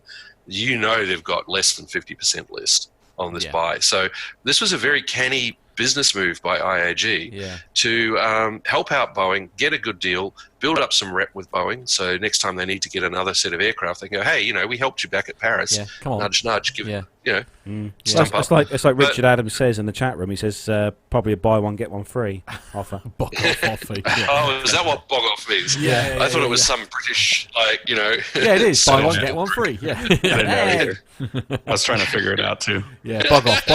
Buy one get one free. Buy one get one free. He said, you buy one, you get one free. Yeah. Okay, so and if you stump up now, we won't just give you one 737. We'll give you two 737s as well as the original one. Well, that's true. Absolutely. Anyway. So moving on to yes, the last part of the commercial segment. And for this week, we've not done one of these for a while. And it's a top 10. Because we do love a top 10. And I know Brian Coleman over at the Airplane Geeks, he does love it. They love it when we do a top 10. Okay, well, we're just going to do top 10, aren't we? So this one as far as this story is. So, you've got to do it right, got to have the music. Here we go. So this one is on the Evening Standard, and it's the best airline in the world for 2019, as announced by Skytrax. So, top of the top... Yeah, that went well. Sorry. Straight in at number 10, please, Carlos. At number 10, it's Thai Airways. Oh, very good. Number 9, please... Yeah. Number 9, please, Grant. That would be Lufthansa, German friends, yeah? Yeah, that's also highly offensive. Moving on to number 8, please. And, go on, your best accent, Armando. Come on, Armando, yes. Oh, I wouldn't want to offend my Australian friends, but it is the mythical airline that we hold up on a pedestal, Qantas. Truth, mate. Tommy kangaroo to the tail. Something like that, yeah. Somehow it's not offensive when he does it. Number 7, please, Carlos. Number 7, it's Hainan Airline. Number 6, please, Grant. Eva Air. Number 5, please, Armando. That would be Emirates. Number 4, please. Cathay Pacific. Lovely. Number 3. ANA, All Nippon Airways, the only airline that flies a 787-8 in the recommended configuration of only 220 to 240 passengers. Useful information that is. Into. Bumped off the top of the list year is Singapore Airlines. I know, outrageous. And finally, it's number 1. It's the top of our chart. No. It's Qatar Airways. Or Qatar. Or Qatar. Or Qatar. Qatar, innit? Yeah. It's a bit of Qatar, you know. Yeah. That's something you put in a cigarette, isn't it? Anyway, there we go. Actually, we're talking about the I'll just say, just a quick one before we finish this story. Just a side note, this is especially for... Oh, you've got this, No, that's what I was going to say, actually. One of the things that... I was chatting with our friends earlier. One of the things that really surprised me about this, actually, was, to see that British Airways was in the top 20, but they were also in the top 20 ahead of Virgin Atlantic, which... weirdly, really surprised me. I don't know. I'd have put Virgin Atlantic. There is a reason behind that. Is there? According to the story, it says here that while British Airways failed to nab any awards last year, this year they took home 4 accolades, including Best Airline Staff in Europe. Okay. Best British Airways? Yeah, Best Airline Staff in United Kingdom, Most Improved Airline in Europe, and Best Cabin Crew in the United Kingdom. Okay, all right. I think actually it's worth mentioning as well. Wizz Air got a special mention actually in said top. I'm not quite sure whereabouts it appeared, but it was sort of interesting to see. I think it was that they were voted the best East European airline, which I thought was interesting. So we're rather partial to little Wizz Air. Little Whiz. Yes. Not going there. No. Going there. Family show, Grant. Family show. Never thought I'd have to use that on our own. So were you surprised to see Singapore knocked off the top spot, Mr. McCarran? Actually, I've had some friends fly Qatar recently, and they said they are doing very well. So, look, bouncing back and forth between, not hard to be. I'd be surprised if Singapore was never in the top 3 or 5. Yeah. They're an incredible airline. Actually, while I was flying to Rome via Emirates, one of the guys who, using my budget, by the way, I'm flying him there, and he goes to board at Qatar with his business class ticket, and they go, the boarding pass, they said, oh, just a moment, a bit of a problem with your boarding pass. He starts to get a bit worried. They come back and go, first class, sir, and he got upgraded to first on the Melbourne to Doha flight, and then again, on the way back, he got upgraded. So he's been doing a lot of flying with Qantas, and I think he's been on Qatar at a couple other times in the last couple of years. So between those two, because Qatar and Qantas, do a little bit of stuff together, and I was mortified. Most upset. Yeah. And for those of us who can't afford to travel in the same class as Grant McCarran, Japan Airlines took the title of the world's best economy class. Wow. Okay. I must admit, I was very surprised to see that Emirates was sort of like fifth. I was quite surprised. I don't know. I felt like they should have been sort of top three, perhaps. Well, who's been sucking up to Skytrax? I mean, who's been being nice to Skytrax people? Who's been buying advertising? Oh, am I saying this? There is that rumor. Who knows? It's supposedly based on everyone replying. Is this people who fly all the time? It'd be interesting to see how airlines are rated by people who fly all the time and what class. I'd like to see some more drill down of the numbers and see which one was the... How all those numbers, because they talked about millions of people, but was that Joe and Mary going on their one flight every 10 years, or was that Mike who goes every 3 weeks? Yeah, I should just clarify that the survey was based on respondent numbers of 21.65 million eligible survey entries counted in the final results. I did check the top 100 actually, because I'm nosy like that. Surprisingly, no mention of Ryanair. I was quite shocked. They're 101. Oh, yeah, probably. Yeah, that'll be what it is. I didn't even know there were 100 airlines. That's how badly they did. But their survey was taken while in flight, and Ryanair's in-flight Wi-Fi just wasn't quite there. So right. They're what now? Yeah, it was one of those. I noticed actually from the numbers that the report that I was reading, actually, it was that Emirates has won best in-flight entertainment for the 15th year in a row. That doesn't surprise me. Which is a bit of a shock. Anyway, look, come on, we need to move on because moving on to I'm desperate to keep this under 2 hours. Moving on to the next special segment on the show, we're going to hand things over to Armando because we've got some special video to run while Armando chats, and we're going to have a chat about the Reno Air races. So Armando, over to you. So when did this happen, mate? What was occurring? Yeah, so this was last week or 2 weeks ago, where, as you guys know, I went out to Reno. So that wasn't actually the Reno Air Races. It was what's called the Pylon Racing Seminar. And I've talked about it on the show, where for a couple of years, and I think going on 4 years, I was on the crew for one of the sport class Lancers, the number 56 George Catalano Bad Dingo Air Racing. And I got the bug where it's just the coolest thing. And as you can see there, so Matt's playing out a video, and it's nothing fancy. It's just a bunch of pictures that I've taken over the last couple of years and some in-flight camera from George. We're going to hear from George in an interview a little bit later on that I did out there while at PRS.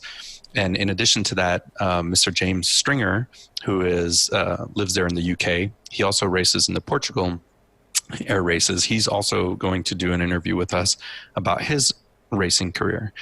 But it was just really, really cool to get back to Reno and then see the background of how the Reno Air Races happens. And for those people that are new to air racing, so Reno Air Races started back in 1964. It's a gentleman called Bill, by the name of Bill Stead. The Stead Airport where this takes place is named after him.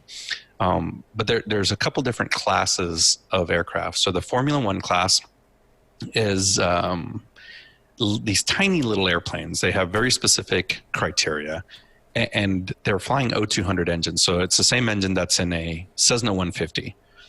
The difference is they're getting 200 miles per hour with a stock 4-cylinder 100 horsepower engine. So everything is about the engineering of the airplane. One of the other classes is biplanes. So that's where your Pitts specials, your Mongs, your Smith mini planes, they're in there. I'll skip the sport class for now. There's a T6 class, which is pretty cool because they're all the same airplane. They're all going the same speed, which makes it for some close racing. So that's any version. It's the Harvard, the Texan, the SNJ. And then you have a jet class, which is usually L-39s, L-29s, de Havilland Vampires, Provosts. And then the big boys are the unlimiteds. Those are your World War II fighters, your P-51s, your Sea Furies, F-8 Hellcats. So it's just an awesome mix of airplanes, and you're watching them just go around this course. There's 3 different courses based on the speeds. But I said I would come back to the sport class. because that's sort of who I was working with. So the sport class in itself, they're essentially home-built amateur aircraft, or amateur-built or home-built aircraft, mostly Lancers, Glassairs, and Vans RVs, with a couple T-51 Thunder Mustangs.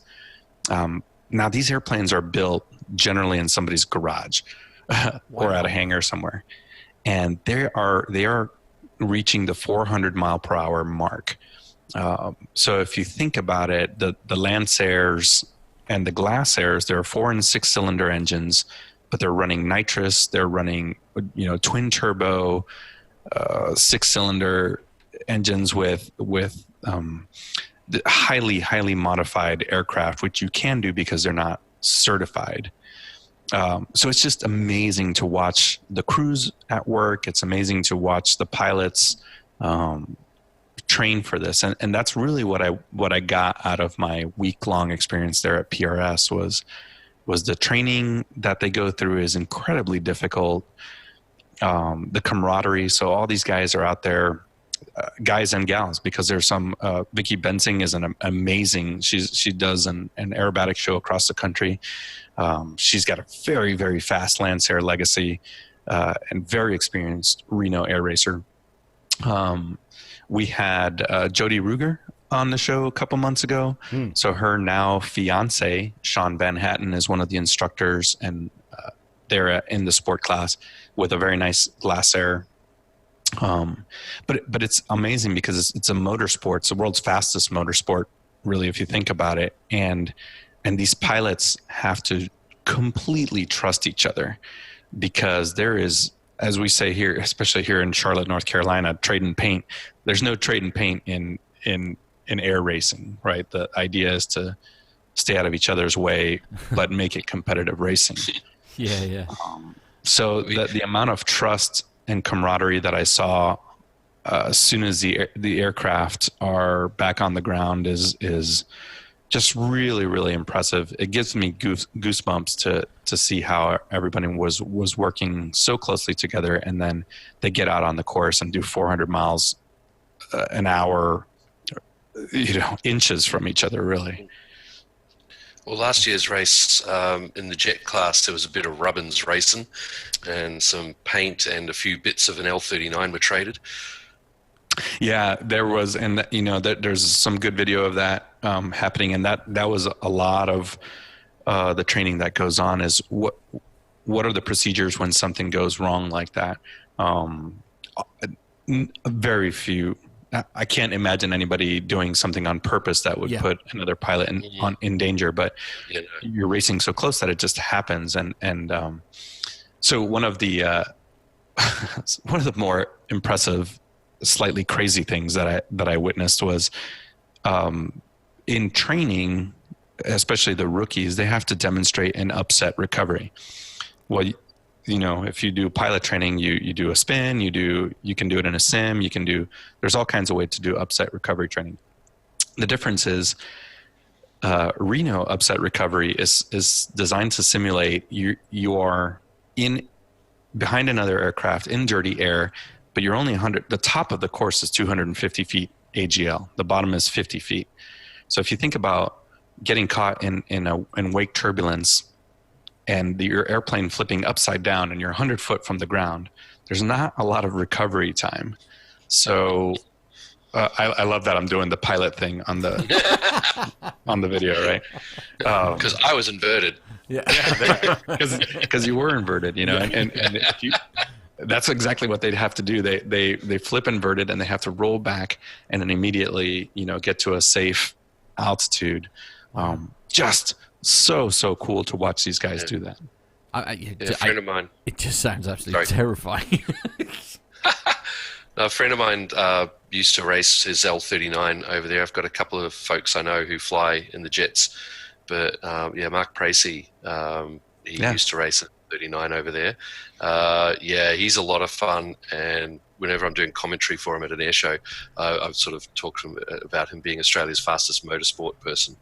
So which annoys the F1 racing guys. Of course, but, that's fine. And if I know you, Grant, that's precisely the reason why you word it like that. Oh, maybe. It's Mark and I having a bit of a stir. Yeah. Definitely looking forward to the segments from you coming up soon. Can't wait, yeah. Armando. Yeah, it was so cool. And then NBC Sports has good coverage, so I think you can just go on YouTube and look at last year's 2018 and 2017's coverage and kind of get an idea. But there's nothing like being there and listening to a couple P-51s, doing circles around you at 500 miles per hour. You managed to concentrate on your job? Well, so I was working the ramp out there for the sport class, and it was the coolest thing because that's the best seat in the house. Yeah, I mean, once they give you some orange wands and a yellow vest, and you get to go out right up to the taxiway. That is absolutely the best, and you can feel the airplanes going by you. Wow.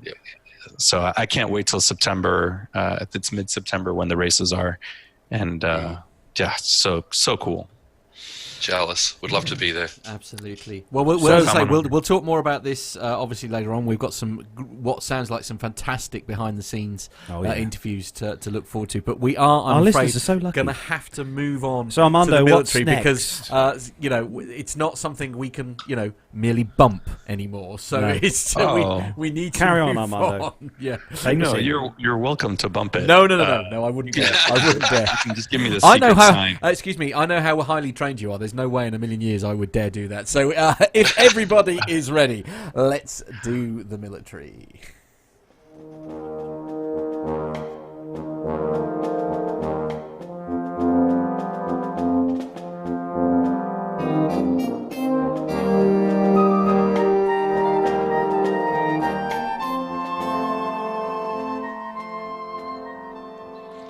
All right. So the first military story, Turkey has been in the spotlight for our show today.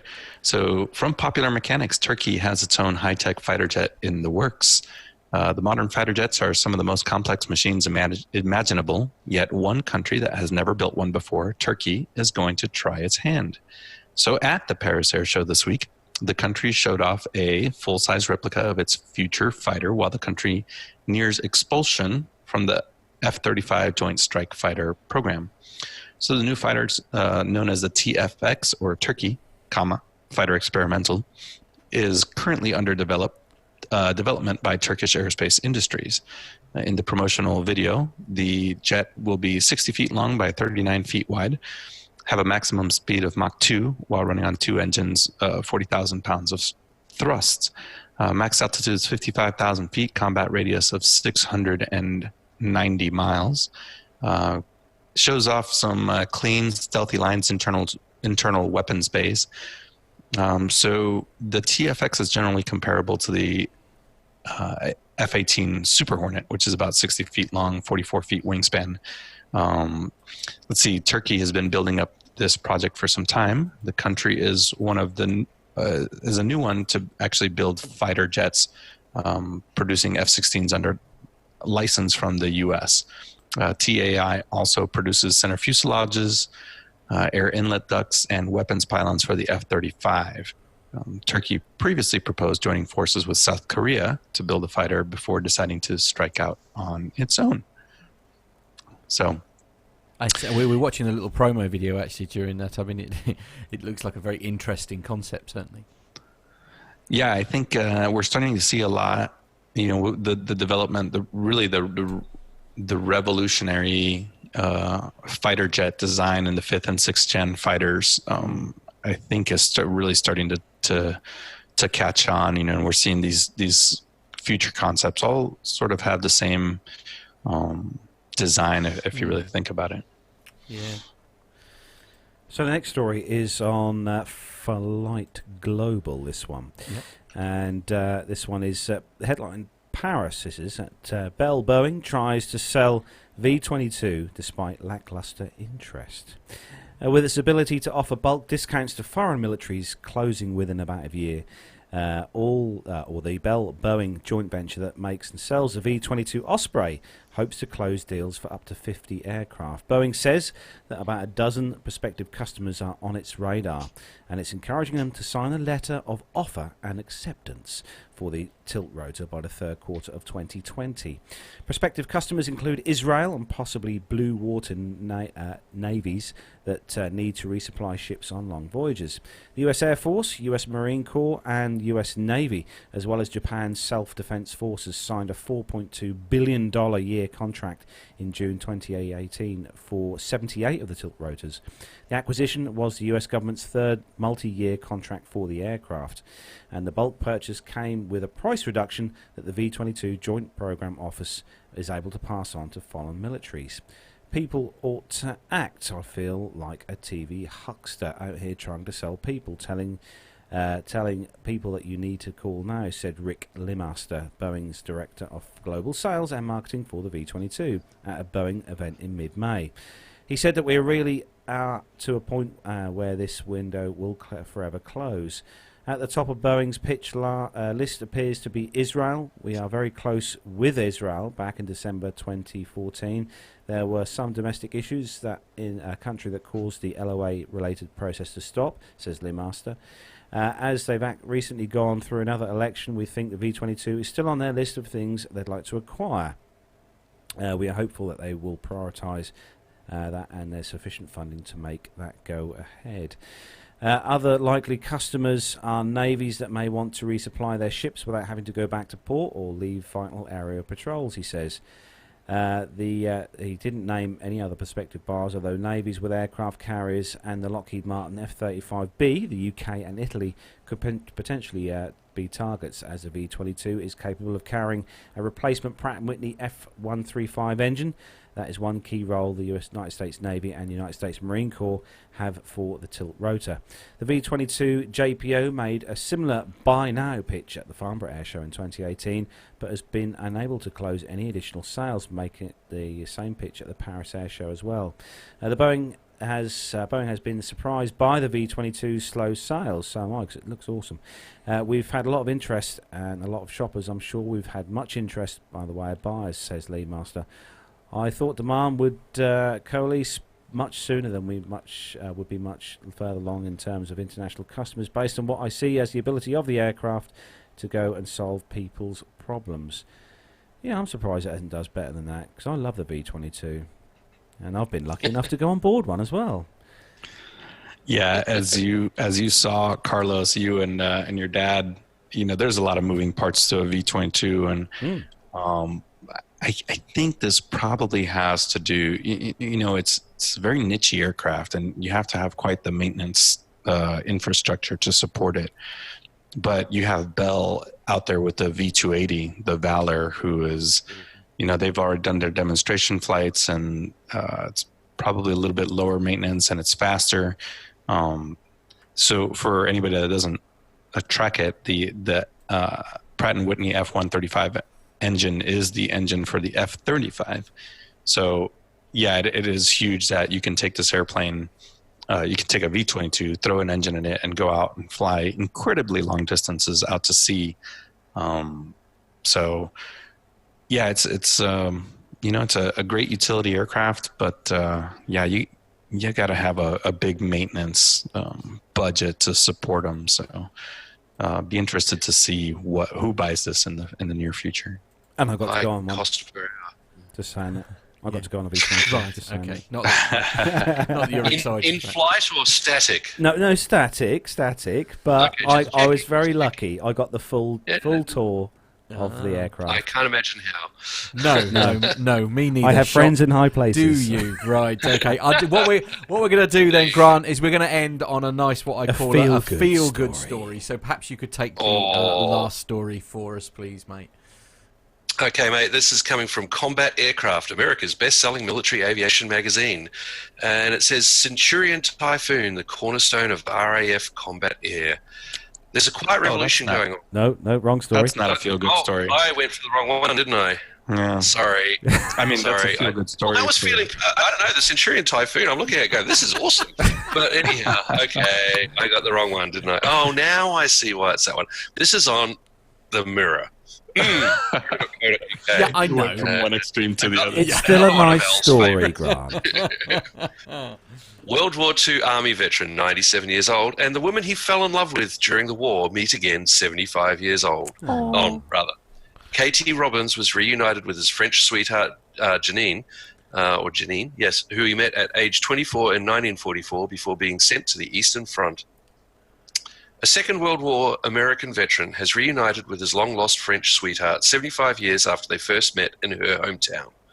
Katie Robbins, 97, first met 18-year-old Janine Pearson, formerly Guinea, sorry about that, after asking her mother to help him with his washing while he was stationed in Bry in 1944. Man, it's my turn to butcher the words. The then 24-year-old fell passionately in love with Janine, now 92, although they were torn apart when Robbins was sent to the Eastern Front. Janine said she wept when Robbins left and even learnt some basic English in the hope that he would return, but the veteran moved back to America after the war. But Robbins never forgot about his sweetheart and held on to her picture for 75 years. Pretty awesome. So some nice photos of them coming back. Looks like they've got a good seat. The veteran told French TV channel France 2, I told her maybe I'll come back and take you, but it did not happen like that. Janine said, I always loved you. You never got out of my heart. When he left in the truck, I cried, of course. I was very sad. I wish, after the war, he hadn't returned to America. Robbins and Janine found new partners and got married after the war. However, their spouses have now both passed away. Kept the picture for decades. I thought this was supposed to make us feel better. What's going on? The pair met once again when Robbins travelled back to France to commemorate the 75th anniversary of the D-Day landings. There you go. Journos had managed to track down his former lover after he showed them a picture. Oh, wow. Go Journos. Yeah, it's pretty cool if you go over to France 24 or any of the YouTube videos on this. It's a lovely video and watching. No, it is. Unfortunately, I was unable to get permission to play it out, which is a bit of a shame. But sure. We had the pictures, which I'm pleased to say were as beautiful. But it's just it's such a lovely story, isn't it? It's the thing that sort of blows my mind really is the fact that there are still a few of these guys left. I know the numbers are dwindling massively now, and I think that's what makes these stories so sort of warm and fuzzy. It's a shame it's taken this long for them to get back in touch. Really. Yeah. Amazing. They recognized each other as soon as they saw each other, which warmed my heart. Yeah. Perhaps we don't. I suppose if you know somebody that well, perhaps you still look the same, perhaps in your own, even though time has marched on, perhaps. Well, it was cool. He pulled out a picture of her and showed her back from the World War II, and she goes, "Oh my goodness!" Yeah, that is just so cool. That is so cool. We're going to bring the military segment to a close there. We are rapidly running out of time. We're actually going to go over 2 hours. I'm not happy. So there we go. Sorry. No, it's fine. There is a very nice little piece of video that I just want to share with everyone, if I may. Regular listeners to the Airplane Geeks will know very much that there was a big meetup going in place. Sorry, he's trying to press buttons and talk. This is not working well. Multitasking. Yeah, blokes can't do this. This never ends well. Anyway, sorry. This is where is my director when I need him? Anyway, so Airplane Geeks podcast, as I say, the Airplane Geeks attended the annual Innovations in Flight Family Day and Outdoor Aviation display. The event was held at the Smithsonian National Air and Space Museum, and I've got a question that Micah gave us that I will play to Nev. when he's back, hopefully next week. But yeah, so that was at the Stephen F. Uvahazi Center in Chantilly, Virginia. I hope I said that correctly. The event was apparently sponsored by United Airlines. And my personal thanks to a very nice chap who I'd not spoken to before, actually, but a chap by the name of Robert Fairburn, who have very kindly sort of did all the tech and everything so that we could have a quick chat live at said event. Good afternoon, everyone. It is Saturday afternoon. It is 2:15 on the 15th of June, and I have been joined by two very special guests. But I'll introduce the first one, and he can take charge because he's better at this sort of thing than I am. So, Micah, how lovely to see you on this Saturday afternoon. Matt, it is wonderful to see you, and it may be Saturday afternoon for you, but it's Saturday morning for us, and it's 9:15 in the morning here at Innovations in Flight at the Stephen F. Uvahazi Center, part of the Smithsonian Institution Air and Space Museum in Chantilly, Virginia. And you can't imagine, well, you've been to Duxford, yes, and heard us all talk about the Airplane Geeks participating in the Innovations in Flight connection for the past 11 years. And we're here again, and somebody just walked by with the same shirt that I'm wearing. Wow, that's who'd have thought it? Obviously, a fellow person with excellent taste. That's clearly well, what not that's my all taste, about. because the shirt I'm wearing, Eric bought for me. There's an F-22 flying by right now. We're inside a hangar.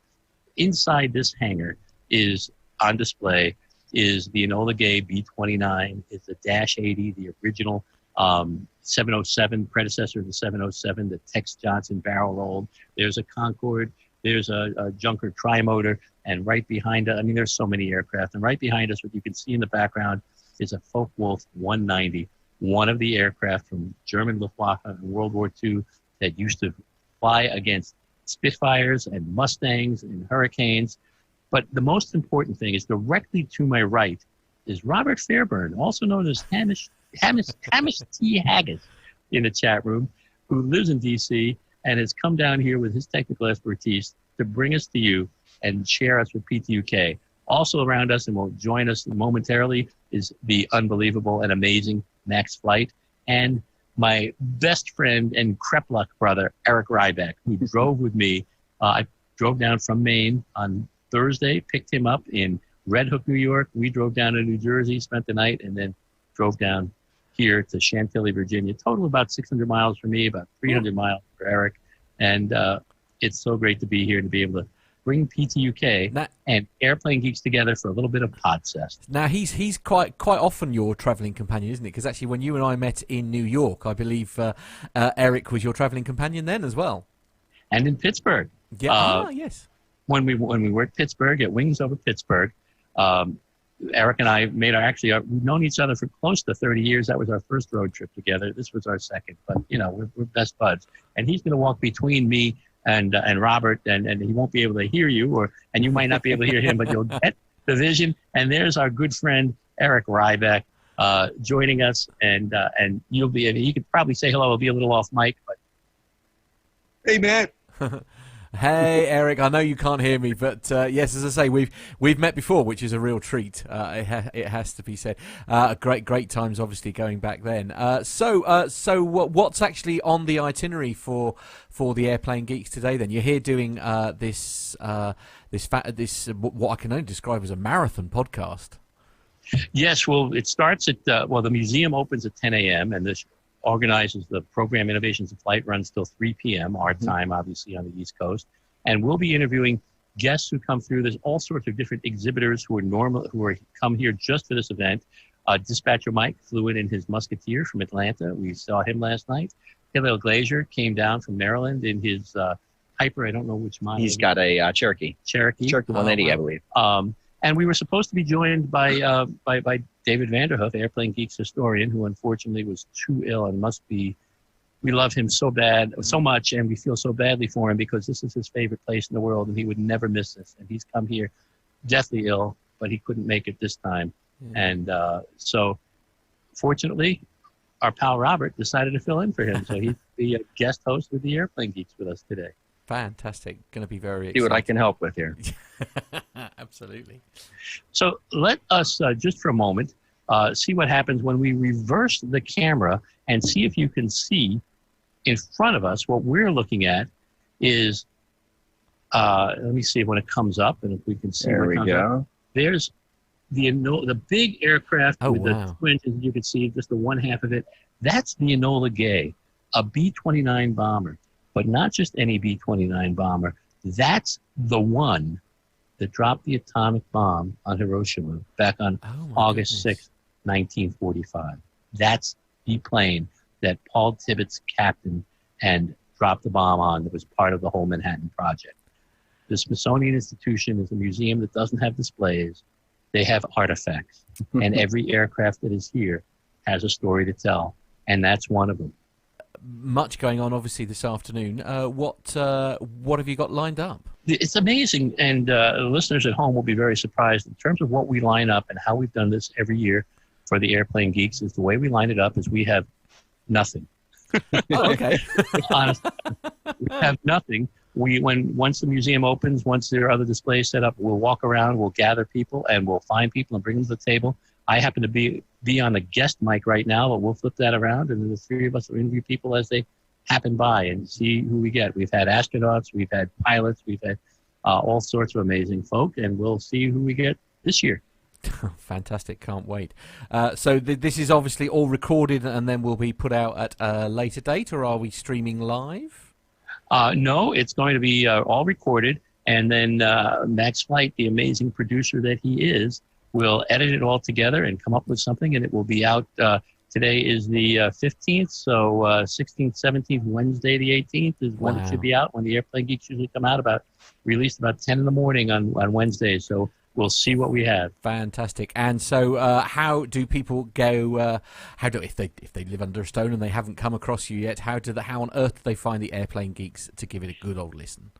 airplanegeeks.com, and of course any podcast application will definitely be able to find it for you. Just put in Airplane Geeks and we're there. Oh, well, fantastic. Thank you very much for taking time out of what must be a very busy time right now, especially as you're busy setting up in time to open. Thank you for joining us, guys, and I hope it all goes well. The only way it's going to be great. The only way it could be better, Matt, is if you could have flown over and been here with us. That would have been good. One of these days. I have lots of things on my bucket list. One of which Oshkosh is one of them, and to come to this event that you're at the moment, it looks like an incredible museum. I can't wait for a walk around myself. Yeah, I've not been to Duxford, but this place is pretty fantastic, and by what I understand, it's comparable in how it's set up, as you mentioned earlier. But it's one of the things that stands out this place. You walk people around and you can miss incredible things. It's overwhelming. Thanks, guys. Thank you so much for joining us, and have a great day. Thanks, you too. Thanks so much for putting it together, Matt. Great to see you. There we are. Now, yes, apologies for I'm not very good at doing this whole interviewing thing, as you probably saw, because somebody over here forgot that we were supposed to be doing that because he's got his new silly busy schedule. So poor Matt had to do that on his own, but never mind. There we are, all part of the fun. Yeah, I'll tell you what, it's always good to hear from Uncle Micah. Yes, absolutely. Yeah, that was good. It looks like do you know what? It looks like a great museum. I would love to see the Enola Gay. Now, Never's actually been, so we'll talk about it. And of course, those watching the YouTube feed will know that the picture behind me, all the pictures that you saw in that piece, by the way, were very kindly supplied to me by Richard Fairbairn, and as is indeed the picture that's on our backdrop tonight. Awesome. But if you haven't listened to it already, you can find that very episode. Can I just say, it's safe to say your bucket is huge. It is large. There are lots of things. Look, to be honest, that's a very personal question. Do you mind? That's how rude. Family show. Airplane Geeks podcast, episode 557, Innovations in Flight 2019. If you haven't done so already, it is available for you to download and listen to. I'm going to ignore that and let's move on. It's time to start wrapping up, boys and girls. So we are going to wrap up episode 274 of the show. We're going to say a massive thanks to everyone who's joined us in the world of YouTube on this Saturday morning here in the UK and across the globe as well. All our listeners who've tuned in incredibly early hours of the morning to listen to the show. And also not forgetting as well everyone who downloads the show via audio, iTunes, Stitcher, Podbean, all the usual. Yep. places to download Yeah. the show. Actually, we hit a little bit of a milestone for us. Actually, we've hit the 500 subscribers mark on YouTube, which I'm slightly excited about. But then I don't get out much, so that's probably why. It is Grant. It has been so great to speak to you. It's we need to not leave it so long next time, because I think it must have been just over. Well, it's probably been at least 8 months since I've spoken to you. I thought you needed that long just to recover after trying to edit what I say. Well, more to imagine get Alan. more to get over what we got up to in Rome, but that's another story that will never reach the light of day. Moving on, and also we're going to say a big thanks as well to Armando for obviously getting up incredibly early. Now look here, look at the Armando's just going to say something, so the camera will switch back to him. Say hello. Hello. Thank you. Yay. Perfect. Now, if you look at the clock behind him, if you're watching the YouTube feed, you'll see the clock in the middle there. It's his local time. We're about to finish the show here, and it's not even 7:10 in the morning where he is. I know. That's how early that man got up. That is dedication. Yeah, I'm surprised my child hasn't gotten up yet and been like, "What is going on over there?" What is? She doesn't care that much. It must be scrambled. It must be scrambled egg on toast time, Armando. It is. I gotta admit, I did switch the usual scotch for just a nice big jug of coffee this morning for the podcast. So that's very healthy of you. Well done. No, I thought it was cool to have Grant on. That's awesome. We were commenting in the chat room how we covered a good chunk of the British Empire today with all our Definitely. Cool. A little bit of a very important update, by the way, because I know everybody will have been worrying, of course. Good news is that Dr. Steph did actually survive her run. She is back in the car. She did a 5K run, because I presume it was 5K, or was it miles? It might have been miles. Probably 500 miles. It would have been 5 miles. She did 5 miles. How long have we been on air? Because it took me to do 5 miles. 5 miles to Steph is like 5 minutes. Oh, is it? Oh, yeah. Yeah. Fair enough. So, okay. anyway. I also learnt a new word during that recording, by the way. What's that? Yeah, I've never heard of the word podfest before. Podsest. Podsest. Okay, yeah. Yes, we're committing podsest, guys. Right. Yeah. Okay. Once again. Well, it's only illegal in 48 of the 50 states. Is it? Good news. What about in the state you're in? or are you now in hot water? Yeah. North Carolina's. Yeah. Well, actually, I'll leave North Carolina out of it, actually. Yeah, okay, yeah. And on that bombshell, that sounds like a perfect place to end. What's the matter? I was going to say, send us some feedback. We'd love to hear from you. Right. Podcast at plaintalkinguk.com. Send us in your feedback, your emails, your pictures. And don't forget, if you want to have your picture on the green screen behind me here and Matt, you can send your picture into the show, and we'll put it on the wall behind us and give you a mention on the show. Very much so, yes. Yeah. So that's it, guys. That's where we bring the show. Grant, thank you very much for joining us. Thanks, Grant. Armando, great to have you back. And fingers crossed next week that Nev will be back from his holidays. With a suntan. So, and a suntan? He's in the UK. It's sunny. Right. Okay. And on that bombshell, time to end. Take care, everyone. We'll see you all next week. Bye, everyone. Bye.